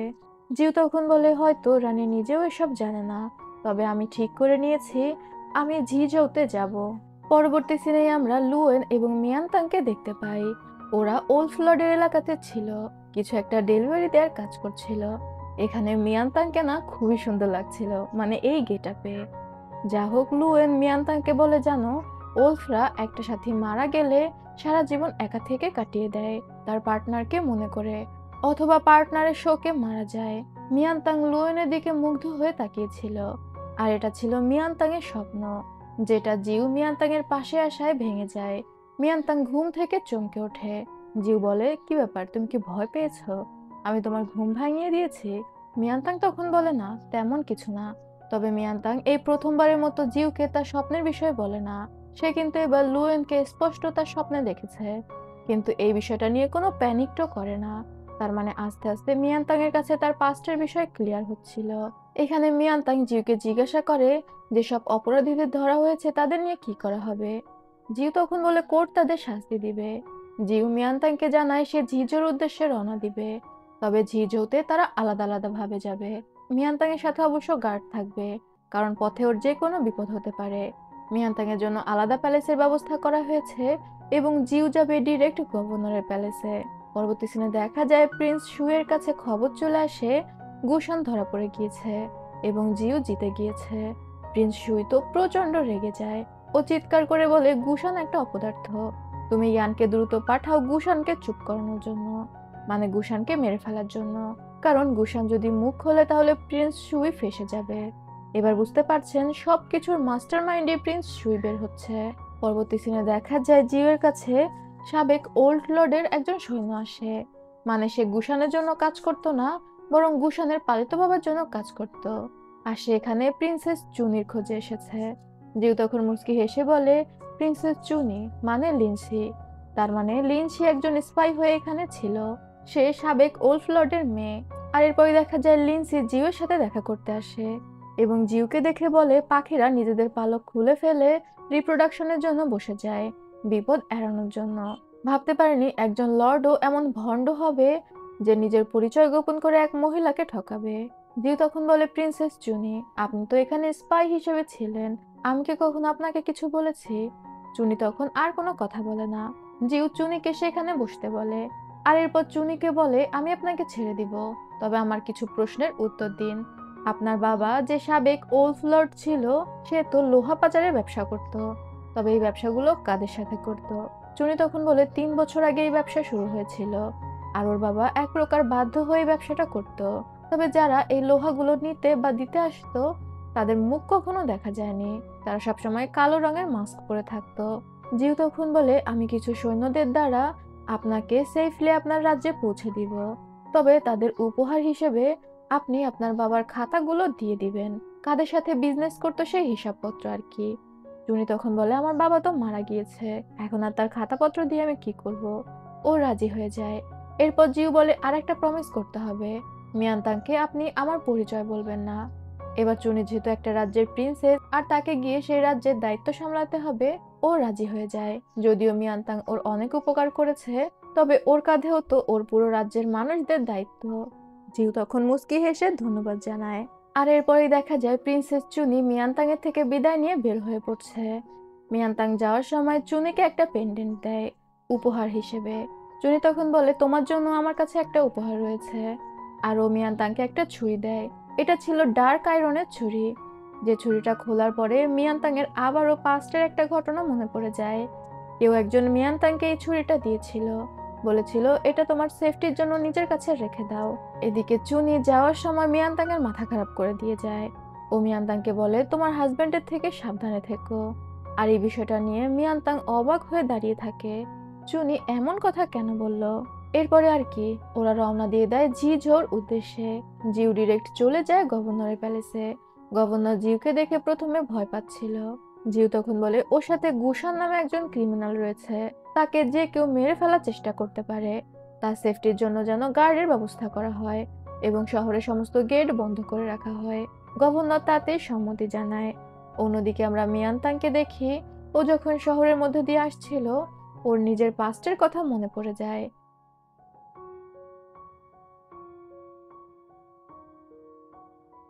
এই মার্কেটে মিয়ানতাং একজন মহিলাকে দেখে যে তার বাচ্চার সাথে খেলছিল, আর তার হাতে একটা খেলনা। মিয়ানতাং এর মনে পড়ে যায় 3 বছর আগে এই মহিলা যখন প্রেগনেন্ট ছিল, মিয়ানতাং এই খেলনাটা এই মহিলাকে দিয়েছিল তার বাচ্চা হলে যাতে খেলতে দেয় সেজন্য। মিয়ানতাং সেখানে একটা স্কট এজেন্সির গাড়ি দেখে মনে পড়ে যায় ও আগে স্কট এজেন্সিতে কাজ করত। ও ওর চাচার সাথে জিনিসপত্র ডেলিভারি দেওয়ার কাজ করত। স্কট এজেন্সি মানে বাংলা কথায় হচ্ছে কুরিয়ার সার্ভিস আর কি, যারা একজনের মালামাল অন্য জায়গায় পৌঁছে দেয়। এবার মিয়ানতাং এর মাথা ধরে যায়। ন্যানিলি দ্রুত এসে মিয়ানতাংকে ধরে, তবে সেখানে আমরা মিয়ানতাং এর চাচাকে দেখতে পাই, যে দূর থেকে মিয়ানতাংকে দেখছিল। এরপর মিয়ানতাং প্যালেসে বসে আবার ওর ছুরিটা দেখছিল। তখন জিউয়ের আশার আওয়াজ পেয়ে দ্রুত ছুরিটা লুকিয়ে ফেলে। জিউ সেখানে এসে বলে, তুমি এখানে বসে কি করছো? তোমার হাতের ব্যথা সেরেছে? এটা বলে ও মিয়ানতাং এর হাত মাসাজ করে দিতে থাকে।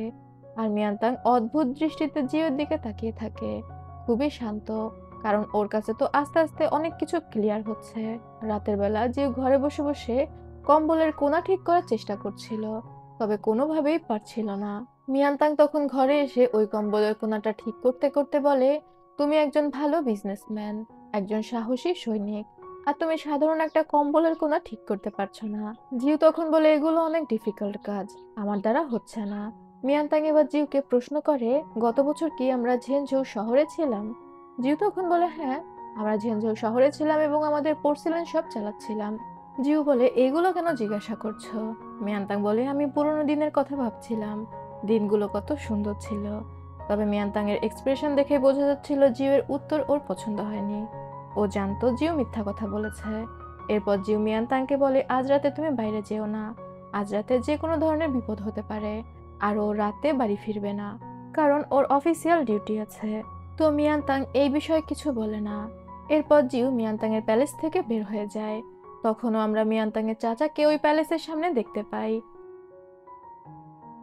রাতের বেলায় দেখা যায় মিয়ানতাং নিজের ওষুধ খায়, আর তারপর নানি লিকে ডেকে বলে ওর খুব একা লাগছে। নানি লি যেন ওর সাথে বসে ড্রিঙ্ক করে। নানি লি তো বলছিল ও এমনটা করতে পারবে না। মিয়ানতাং তখন বলে, আরে বিষয় না, আপনি খুব ভালোভাবে আমার খেয়াল রেখেছেন, এখন আর ম্যাডাম ম্যাডাম করে ডাকার প্রয়োজন নেই, চলুন একসাথে আমরা ফান করি। নানি লি তখন খুশি হয়ে মিয়ানতাং এর সাথে বসে ড্রিঙ্ক করার জন্য। এদিকে জিউ চলে গিয়েছিল গভর্নরের প্যালেসে। সেখানেও খাওয়া দাওয়া হচ্ছিল।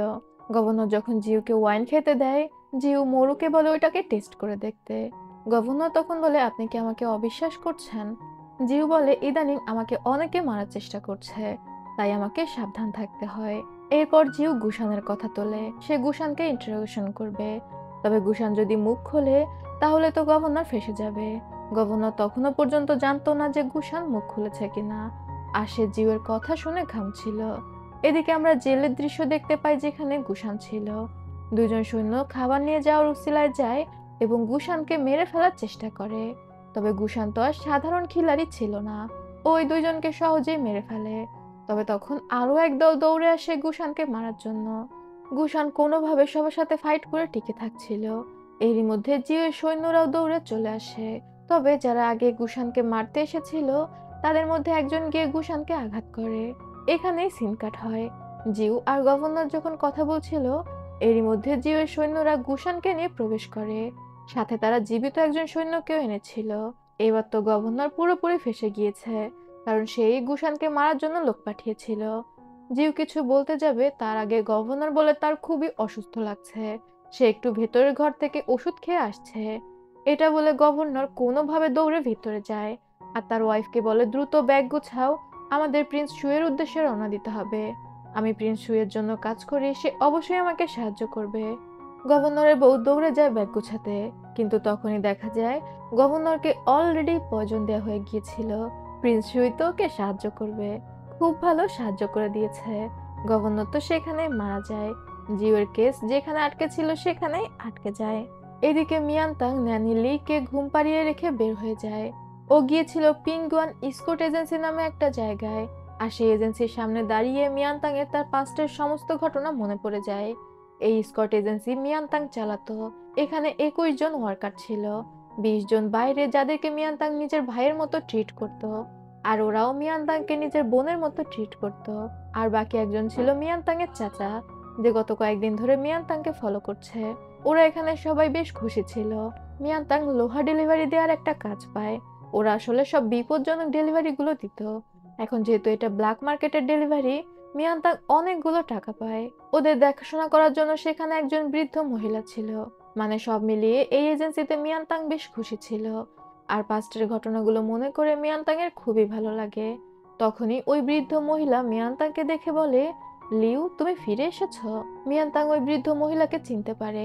মহিলা তো মিয়ানতাংকে দেখে আনন্দে কান্না করে দেয়। সে দৌড়ে মিয়ানতাংকে ভিতরে নিয়ে যায় আর একটা কমলা খেতে দিয়ে বলে, তুমি এখানে বসে খাও, আমি তোমার ভাইদের ডেকে নিয়ে আসছি, মানে বাকি যারা কাজ করতো তাদের।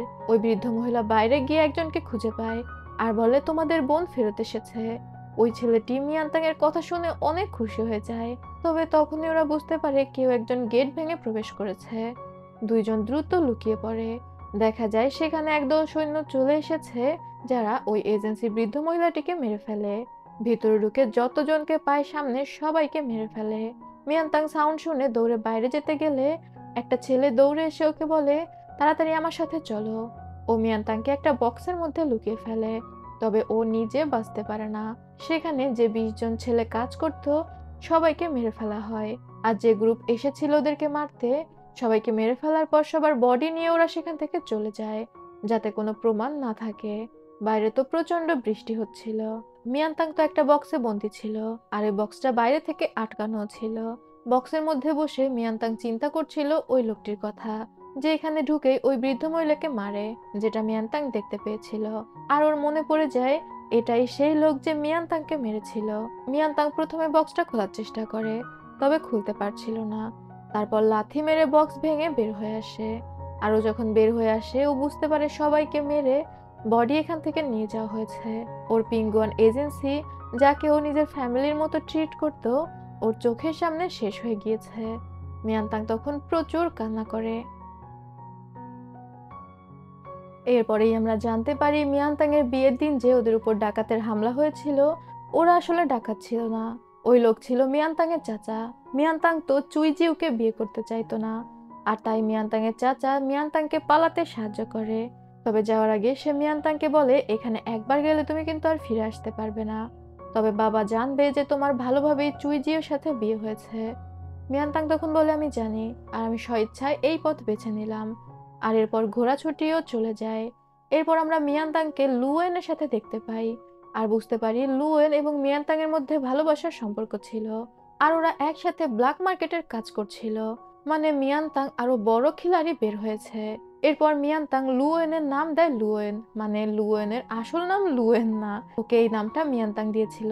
এবং মিয়ানতাং এর আসল নামও মিয়ানতাং না, মিয়ানতাং নিজের নাম মিয়ানতাং রেখেছিল। মানে এই ছদ্মনামগুলো দিয়ে ওরা নিজেদের নতুন পরিচয় তৈরি করে। মিয়ানতাং জানায় এখন থেকে ও লুয়েনের ভালোবাসার কনকুবাইন মিয়ানতাং। আর লুয়েন হচ্ছে ডাকাত দলের সর্দার। মানে লুয়েন আসলে ডাকাত দলের সর্দার ছিল না, কারো হয়ে ওরা কাজ করত, মাস্টারমাইন্ড অন্য কেউ ছিল। আর এরপর আমাদের সেই শুরু সিন দেখানো হয়, যেখানে আমরা ডাকাত দলের সর্দারকে হেঁটে আসতে দেখেছিলাম, আর যাকে দেখে আমার মনে হয়েছিল সে একটা মেয়ে। এবার গেস করুন সে কে? সে আর কেউ না, ওইটা একটা মেয়েই ছিল, আর সেটা ছিল মিয়ানতাং। মানে শুরুতেই জিওর দিকে একজন তীর ছুঁড়েছিল, সেটা ছিল মিয়ানতাং। এবার তো মিয়ানতাং এর স্মৃতি ফিরে গেল। এবার ও জিওর সাথে কি করবে, অথবা কিভাবে ও সমস্ত রহস্য খুঁজে বের করবে, এই সব কিছু আগামী পর্বে দেখতে পাবেন। তো বন্ধুরা, কেমন লাগছে ড্রামাটি অবশ্যই কমেন্ট করে জানাতে ভুলবেন না। আজ তবে যাচ্ছি, আল্লাহ হাফেজ।